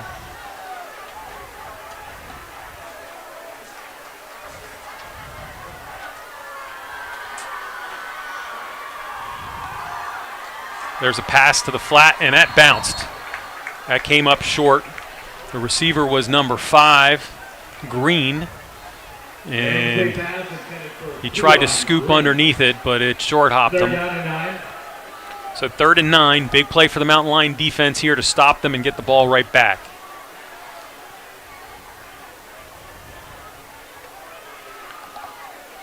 So Cumberland Valley goes back in their huddle. You have your trips again to that left side. The tight end is flared out.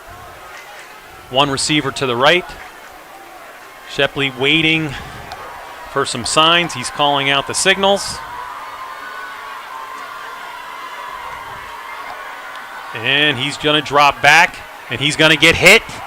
And he going to go down about the 11 or 12-yard line. Where are they going to put it?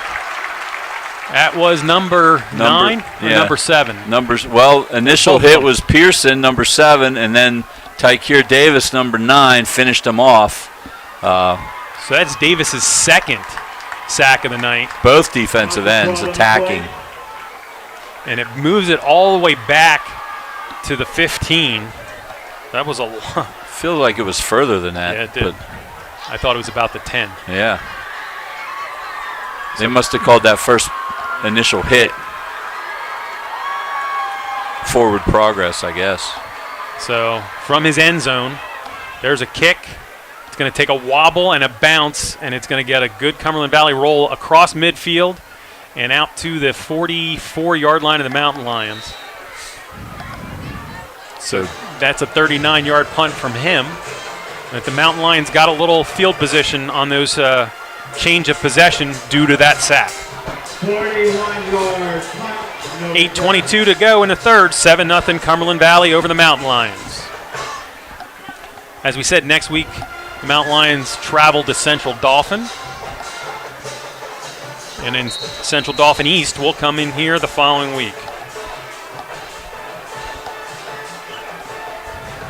And then visit McDevitt, and then Harrisburg comes in. Tight formation, and this time in the backfield, is that Hazelwood? Or is that...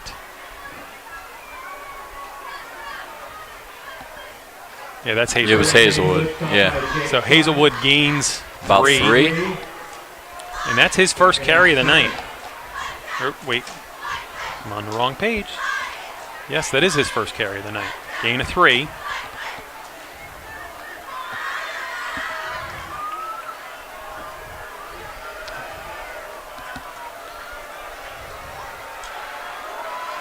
Mountain Lions have an end over to the left.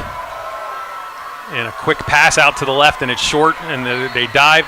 They're going to give them the reception, but it's going to be a 2-yard loss. Well, you know, we were hoping for a little quick pass, a confidence builder, and so it goes back to 3rd and 9. Yeah, he threw that poorly. Just throw it like you're in your backyard with your brother. You don't have to do a whole lot on that pass right there. So all receivers are to the right side of the field. There's a quick pitch, and it's dropped and picked up, but it's a 2-yard loss. Was that Patterson on the run? Was it 2? It looks like 26 or 28. 26. 28. Branson Adams is 28. Oh, it is Branson 28. Adams, yeah. Those numbers on the front are very small. Yeah. So they quit doing the triple option because that was getting blown up, and they went with some quick pitches. And you know, one was an overhand pass, and the other one was a pitch, and both were not executed well. So Harrington gets this ball off. It's a nice kick. It's down inside, and it was touched, and then bounces into the end zone. But it's going to be a touchback, even though it went through his fingers and was touched, because it bounced into the end zone. If that would have stayed in play, that would have been an interesting situation. That was there. a 57-yard punt. 57-yard punt. Yes, it was. That was spanked. And it didn't actually turn over. It was not a spiral, but the way it hit, it took a nice bounce.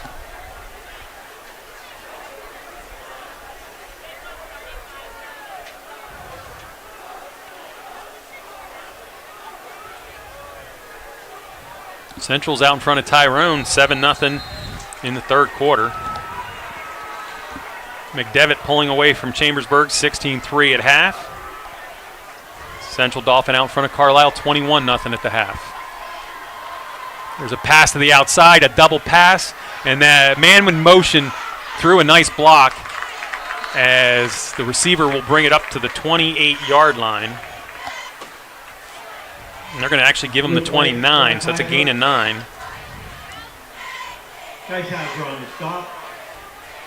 Yeah, they just threw it out there, blocked it up.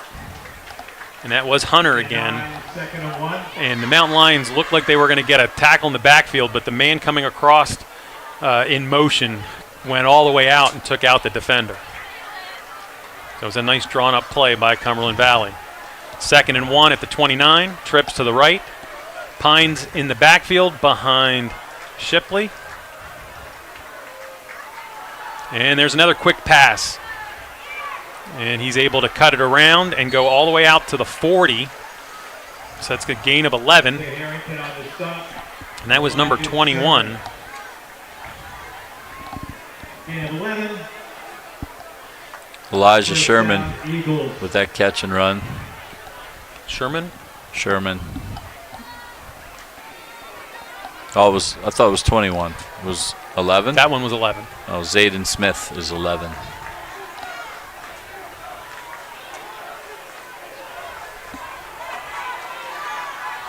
Now there's Sherman going across and getting the pitch.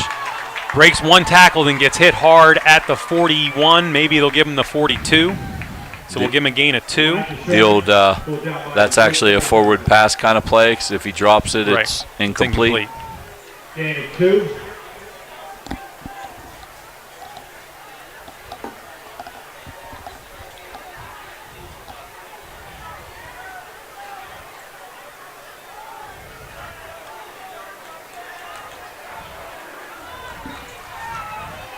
Second and 8.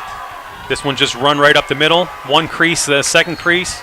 And Pines, one of his biggest runs of the night. He gets 10 on that. Shot by M.J. Harrington. And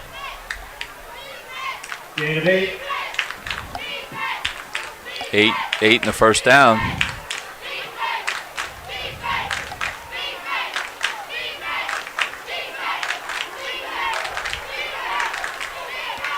Cumberland Valley come out with a couple different looks here in the second half. He's picked up 2 first downs in a row. Shepley's going to run, and he gets tackled right away. It'll be a loss. Actually, there'll be no gain on the play. Yeah, it just ends up just avoiding the sack, essentially getting back to the line of scrimmage. Good coverage by the Mountain Lions there. Nobody was open. Maxwell Killian on the stop.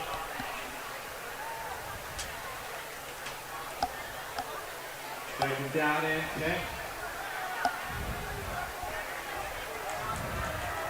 So Twins to the right. A wing and a wide receiver to the left. There's a handoff again to Pines.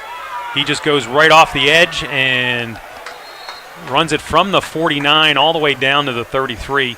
He wasn't touched for the first 12 to 15 yards. He ended up getting 16. Now they're going to mark it back at the 15 now. That's a gain of 15. That was a big gain in the fourth straight first down. Mountain Lions seem to be getting pushed off the ball a little bit more now here in the second half. And again, just Pines running up the middle, pumping his legs, gets another 11 yards. And Cumberland Valley moves it all the way down to the 23. On the stop. Gain of 11.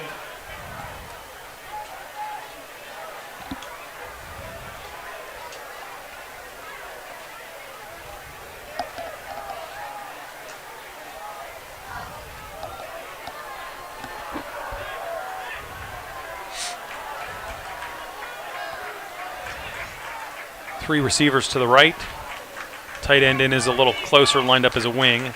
And just a pass out over the middle. Mountain Lions are giving a lot of room on their coverage. And that was just a 10-yard stop and picked up another first down. Keon Green, number 5, with the reception. Cody Chatham's gets deep in his back pedal. He did not let anybody get behind him on that one. And the pass was well behind Green from Shepley, but there was so much room that Green could adjust to it, catch it, get another first down. First and goal here at the 10. That's 4 for 4 from Shepley here in the second half. He's over 100 yards passing. Right now, Pines is just going to take it and run to the left, and a good open field tackle by Dunkel after a gain of 1. It's a good tackle by Dunkel there. Gain of 2. Second and goal at the 8. So 59 seconds, again, a pretty quick third quarter, as the clock has not stopped much. Mountain Lions are just running the ball. Cumberland Valley is running and also catching, so there's not any incomplete passes to stop the clock in this half.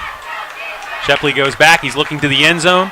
He throws to the outside corner, and it goes through the receiver's hands as there were 2 Mountain Lions there, and he's calling for a flag, so they gave him one. It's taunting. Mikey Chisholm went over and talked to him. That's exactly what it was.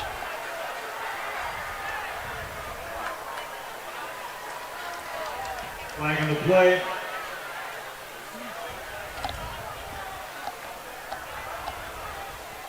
So the Mountain Lions would have had a 3rd and 8, and it looks like it's going to be a 1st and goal at the 4 after this penalty once they announce it.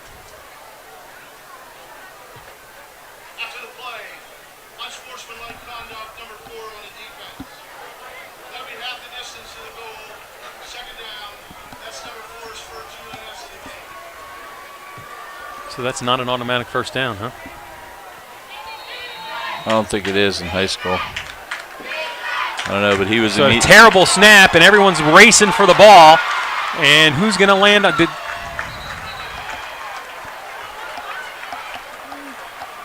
Shepley dove. At first, I didn't think he had it, but then he pulled it in.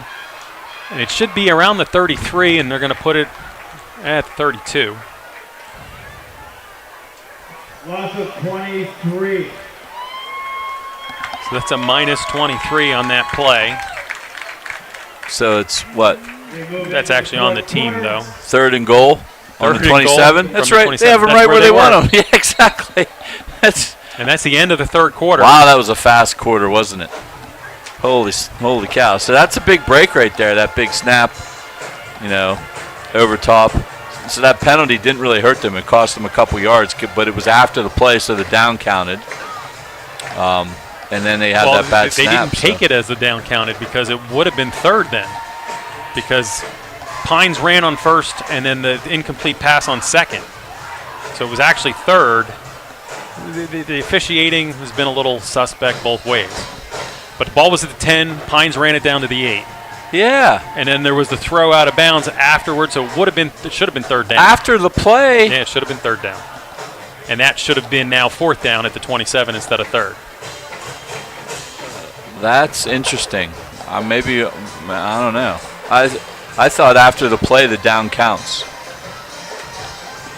Interesting. Maybe they're discussing that right now.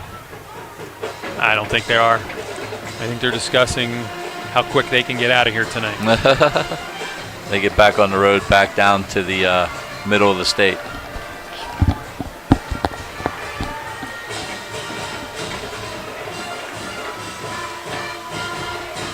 The Mountain Lion defense will come out to start the 4th quarter. Again, this game is 7-0. It is close. So this is a big 2-play, 27 yards. So the Mountain Lions can keep it at 1 score. Yeah, they're telling me it's 3rd down. Yeah, they just said it's 3rd down. Well, the scoreboard operator kept it at 2nd. Oh, okay. There's the snap, and he's just going to throw it up deep. And, knocked out at the last second. It looked like Green was going to have it, and then number 6, the Mountain Lions, I believe that was Dunkel, got over and got a hand on it. And he was open. That would have taken, it was a nice play. Would have been a nice play if they completed it, but he was open. So we got 4th down and long here. 4th and 27. And they're going to punt.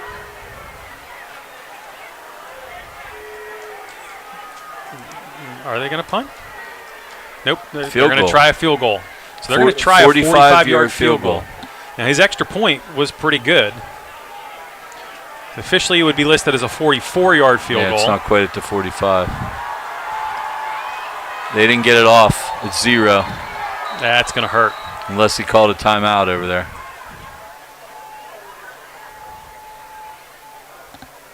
I don't think the officials really know. Okay.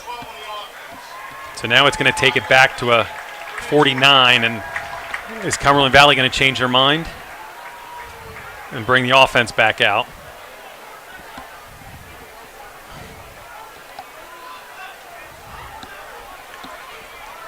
So let's hope that the Mountain Lions make them pay for that mistake and not give up a bomb here.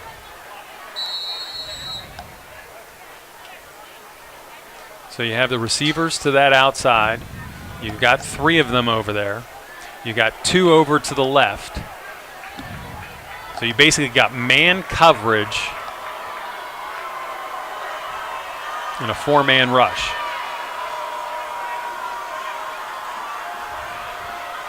The rush is starting to get through. Shepley gets to the outside. He's close to being out of bounds, but it doesn't matter because he throws the ball out of bounds. And the Mountain Lions will take over on downs at the 30. Which that's exactly what should have happened at the end of the first half like that. Really, we should be 0-0. That was an unbelievably bad luck kind of goofy play. Off your back foot, just throw it up. And you let a guy get behind you. Now, the Mountain Lions have to move the ball. They have not had a first down this whole second half yet. They've only had it twice, 2 3-and-outs.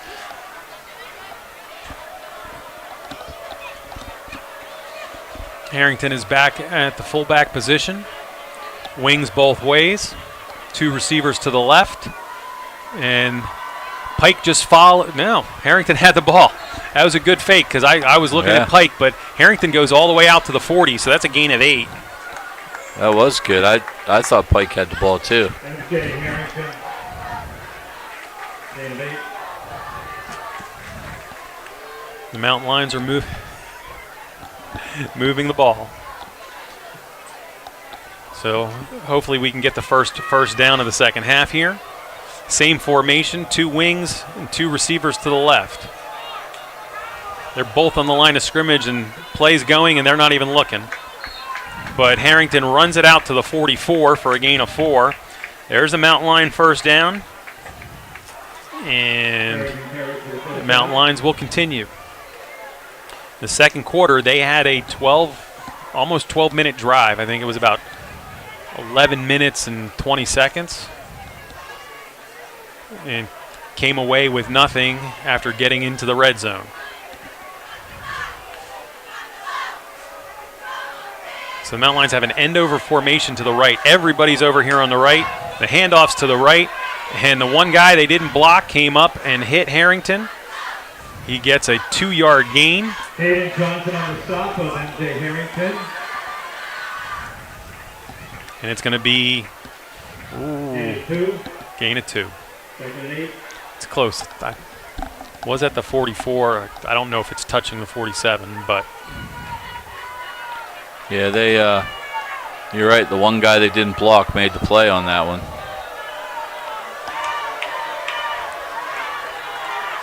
Harrington gets the ball, pushes the pile, and goes ahead to almost the 46. They're going to give him the 47. Now this one's going to give him the 46.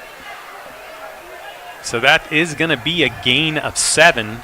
So it should almost be a first. Yeah, it was at the 44, not the 45. But we'll take it. So it'll be 3rd and 1. Yeah, it's a little bit less than a yard. We're looking right down the 45, and the sticks are about 6-8 inches behind. Shy of the 45, yeah. Yeah, so if the ball touches the 45, they will have the first down. And the defense got in the backfield before Harrington got the ball. Number 44, he blitzed, and he perfectly timed. In 44. Middle linebacker. Haley Obey Jr., number 44, just jumped right in there. And that's a loss of 2. We'll say 2. And there's a little bit of emotion. And Mountain Lions call a timeout. 8:46 to go in the game. 7-0 Cumberland Valley. This has been a very quick game.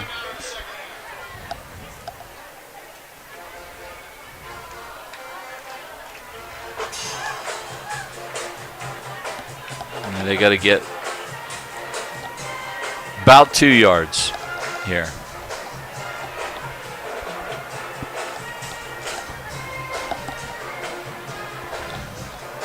Hey, we got listed this year on your screen. Jim Abbott and Chris Strohmeyer are your commentators tonight.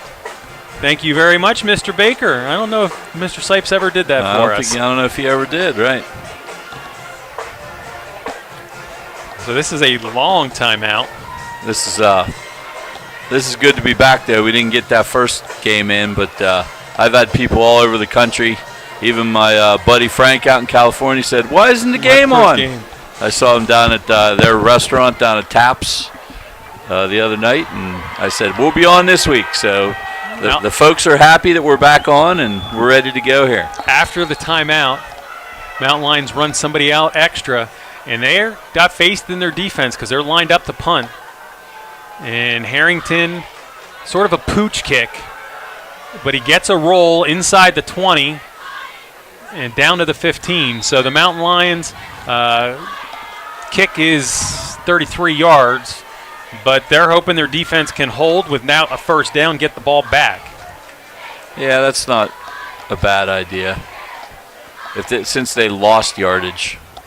Yeah, so you go from a 2nd and 1 basically to a 4th and 3.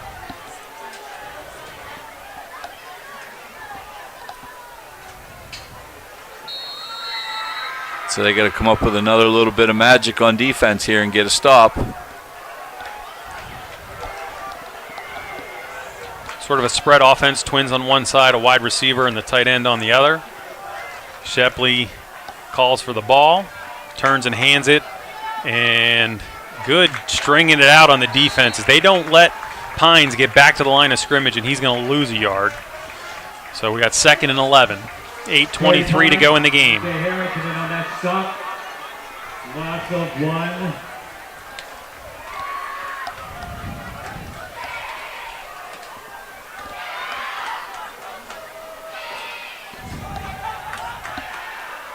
So Cumberland Valley seems to actually be milking the clock a little as they're waiting not to come out until about 12 seconds. I believe they legit think that Altoona can't score.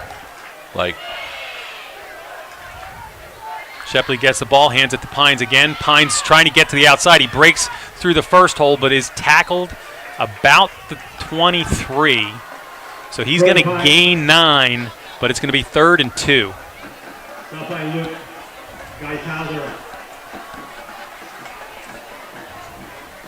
Geishauser on the tackle there.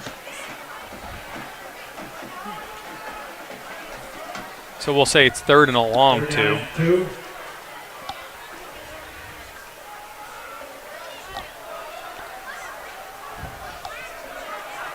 With these 3 receivers to the side, they like to run to that side. And there's the handoff to the left. Oh, Mountain Lions hit him in the backfield for a no gain. Wow, that defensive ends was in there fast, and that was Vukovic. Vukovic is in there, and he's holding something. Coming off gingerly. But it's going to make it. A little stinger or something there on his arm. We're actually going to give him a yard by the placement. But it is 4th and 1, and the Mountain Lions look like they're going to hold for a 3 and out. 6:39 to go in the game. Mountain Lions need to put a drive together. And there's the punt.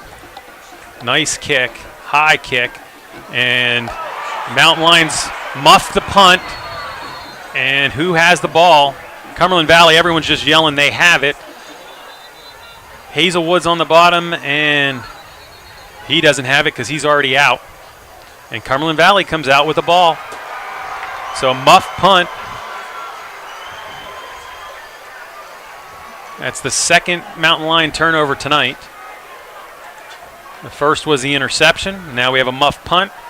And Cumberland Valley is at the Mountain Lion 32.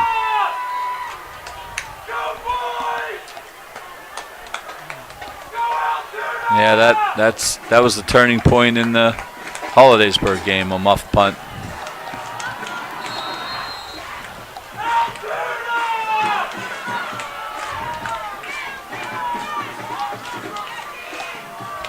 And they're just going to turn, and this is Barbaki. He's going to gain 3.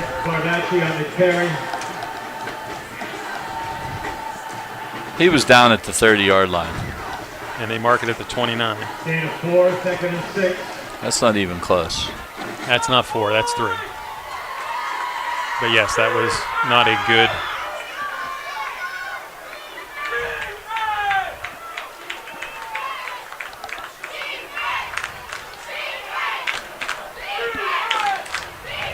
Man in motion. 0-2 lined up in the backfield. And this one's handed off to Pines as he tries to turn, but he is tackled immediately, but gets 2. So we're going to be sitting at a 3rd and 6. The Mountain Lions do not, I mean, you know, they're obviously not a very high powered at all. So a field goal here could be huge, actually, for Cumberland Valley. And right now would be a 44 or 45-yard field goal, so they would attempt that. They had him out there before until the penalty. 5 minutes to go in the game. Cumberland Valley on a drive, but it's 3rd and 6. And they're going to hand off. Barbacci gets through the first level, gets the first down and more. He gets down into the red zone at the 18. That's a gain of 9. First down, Eagles. And it keeps the clock running. Mountain Lions still have 2 timeouts. Gain of 9. Now we'll watch Cumberland Valley very slowly. That was a huge hole. Turn up to the. That's the second time that guy, Barbacci, has had a huge hole to run. Most of Pine's damage has been around the outside. And that's a quick screen to the outside. That's that big tight end again. Bazlaka. He makes the catch. Gets out of bounds after a gain of 5. Yeah, Nolan Bazalka, 6'3", 210 pounds. He's the one that got behind the defense, the big guy, and has the game's lone touchdown. Clock continuing to run. Oh, no, he's out of bounds. 4:13 to go. Clock is stopped.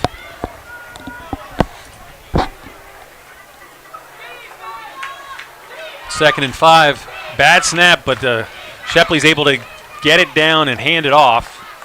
Gain of 2. So it's going to be 4th and 3. Brody Pine stopped by Logan Vukovic. Or is it 3rd and 3? 3rd and 3. Should be 3rd. Yeah, 3rd and about 4 they have. 3rd and 4.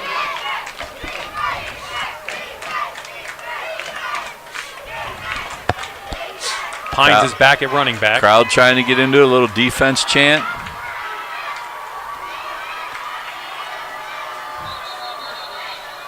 And was that a delay of game? I think they called a timeout. Coach was sprinting down.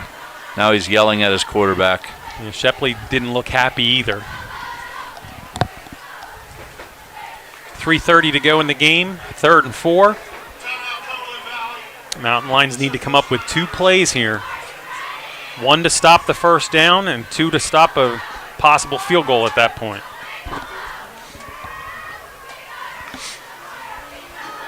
Yeah, field goal. Obviously a touchdown is bad, but a field goal even would be not so good either. That puts you down 2 scores.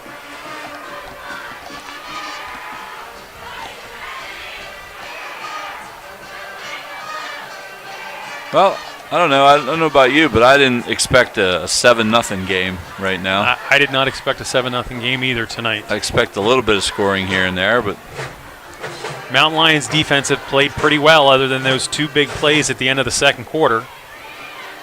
Again, turnovers have hurt them. They had 2 big turnovers tonight. And this last one, if it can be converted to any points, would almost close the door on Altoona with 3:30 to go in the game.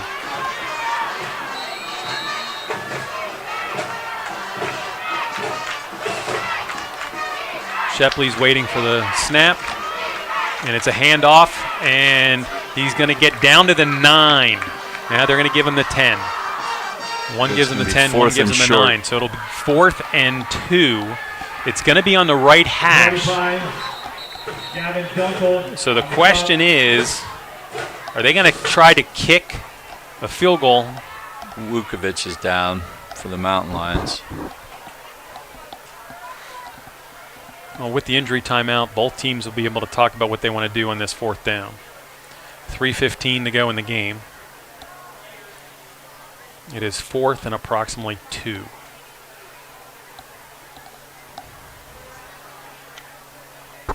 And that is a cramp, which is, they suck, they hurt, but that's always good news for the player because it's not something that's going to keep him out. Or so McDevitt is now taking a 30-3 lead over Chambersburg in the 3rd quarter. Cedar Cliff and Central Dauphin East are sitting at 21-21. Central Dauphin is up 27-0 over Carlisle in the 3rd, and we know what's happening here. Around the Laurel Highlands, Bedford's beating Central Cambria 10-7. Central now is taking a lead on Tyrone. It is 13-7. Chestnut Ridge is running away. Oh no, it's 14-14 with McCourt and Bishop Carroll combined. Clearfield 20-0 over Phillipsburg. Forest Hills, Penn Cambria is 7-6 at half. Bellwood is up 20-7 on Hunterton. Bald Eagle, 23-0 Penns Valley. Richland is beating Westmont 14-7.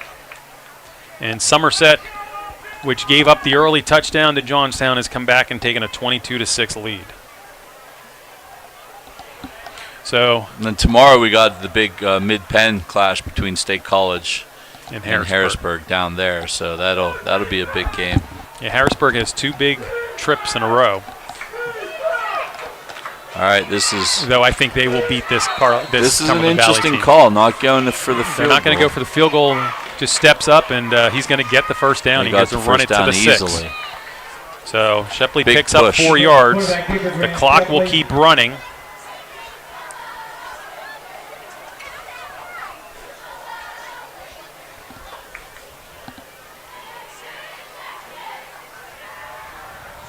First and goal at the 7. First and goal at the 7. They wind the clock. The Mountain Lions are not calling timeout yet. Just under 3 minutes here now, and running.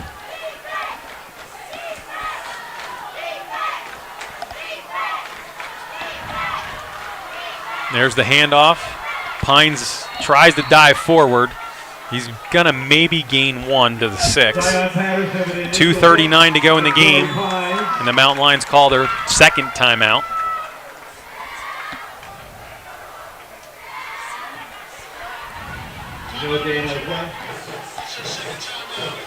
Turnover here would be pretty nice.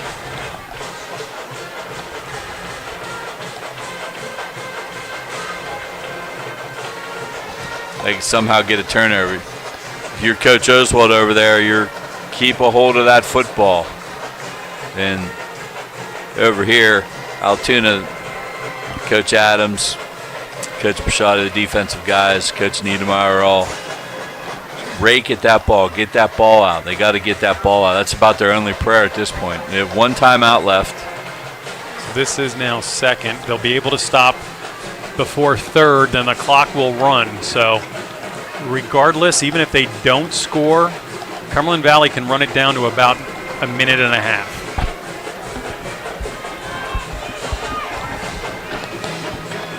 Unless they try a pass and get an incomplete. Trips to the left. Shepley's looking around.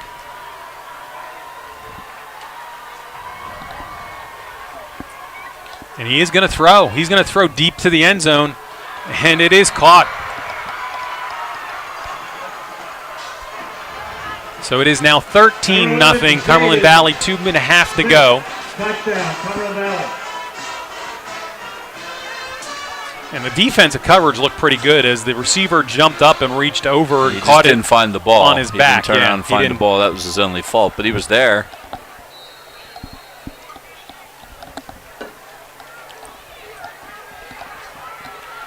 So that is the 2nd touchdown pass tonight for Shepley. He now has 120 yards, and the extra point is blocked. So it's going to be 13-0, 2.5 minutes to go. If that happened an hour and a half ago, I would say that could be a big play. But the Mountain Lions, with 2.5 minutes, got to score 2 touchdowns. That's a tall order here for the Mountain Lions. You never know. Branson Adams, that's blocked. They're going to have to put the ball up in the air a little bit here and get a big play. Onside kick, get it back. That's their only hope.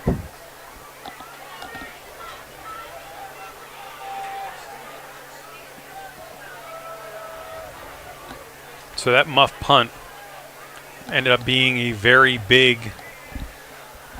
change in this game. And as you said, it's very similar to the Hollidaysburg game, where they had the muff punt right before half and gave up an extra touchdown.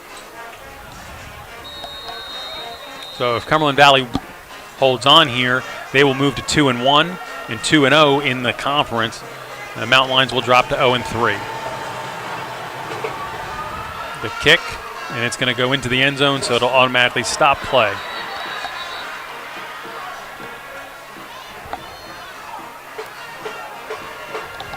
See, when you have a guy who can kick that far, sometimes you want him not to kick it that far. You know, kick it Kill down to some the time. 5. Yep. So still 2:30 on the clock. The Mountain Lions will come out. Let's see if there's any sort of change in positioning.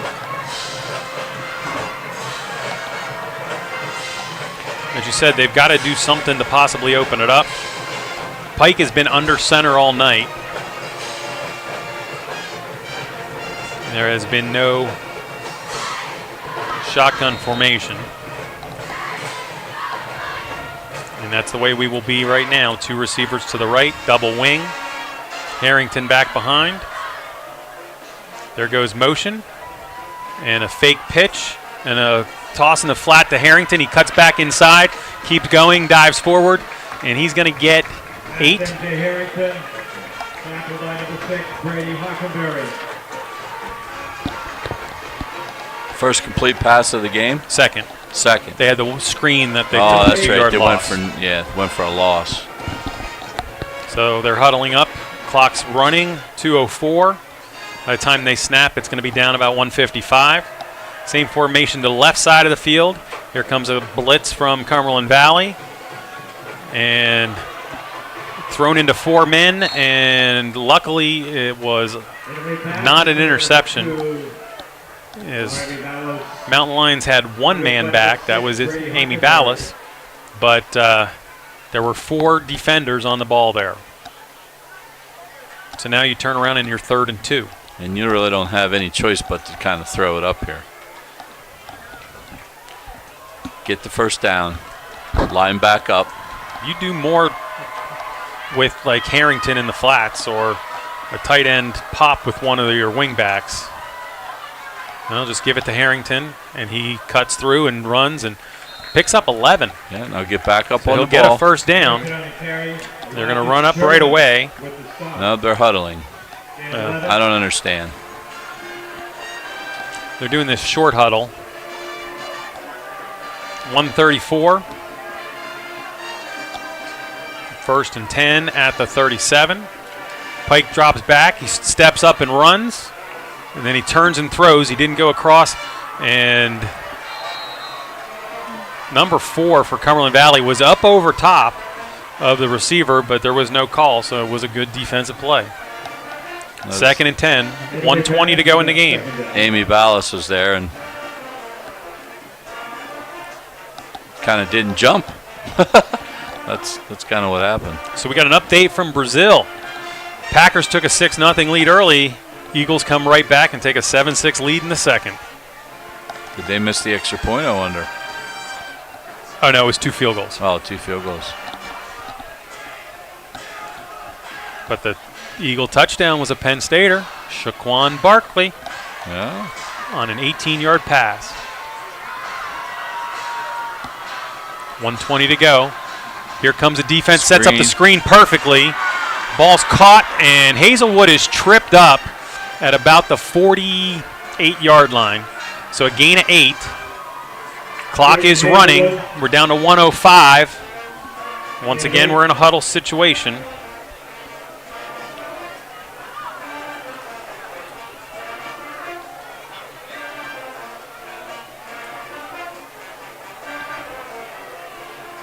There's a handoff to Hazelwood. He breaks through the first line, gets through the second, and cuts it all the way down to the 32-yard line. That's going to be the Mountain Lions' biggest play of the night. That's going to be a 22-yard gain. Clock is started again. 39 seconds, and the Mountain Lions call a timeout.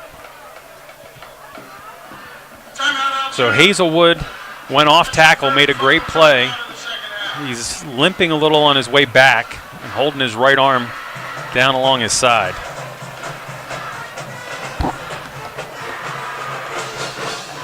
So, score quick.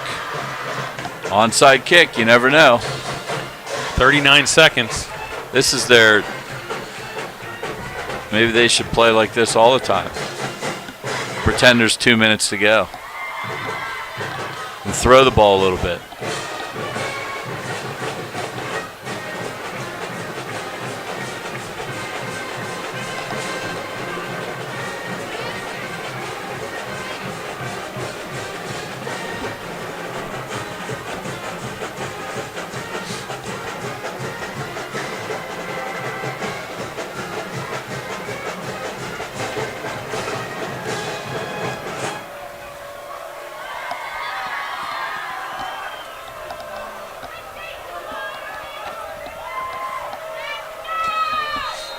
So, Mountain Lions are now out of timeouts.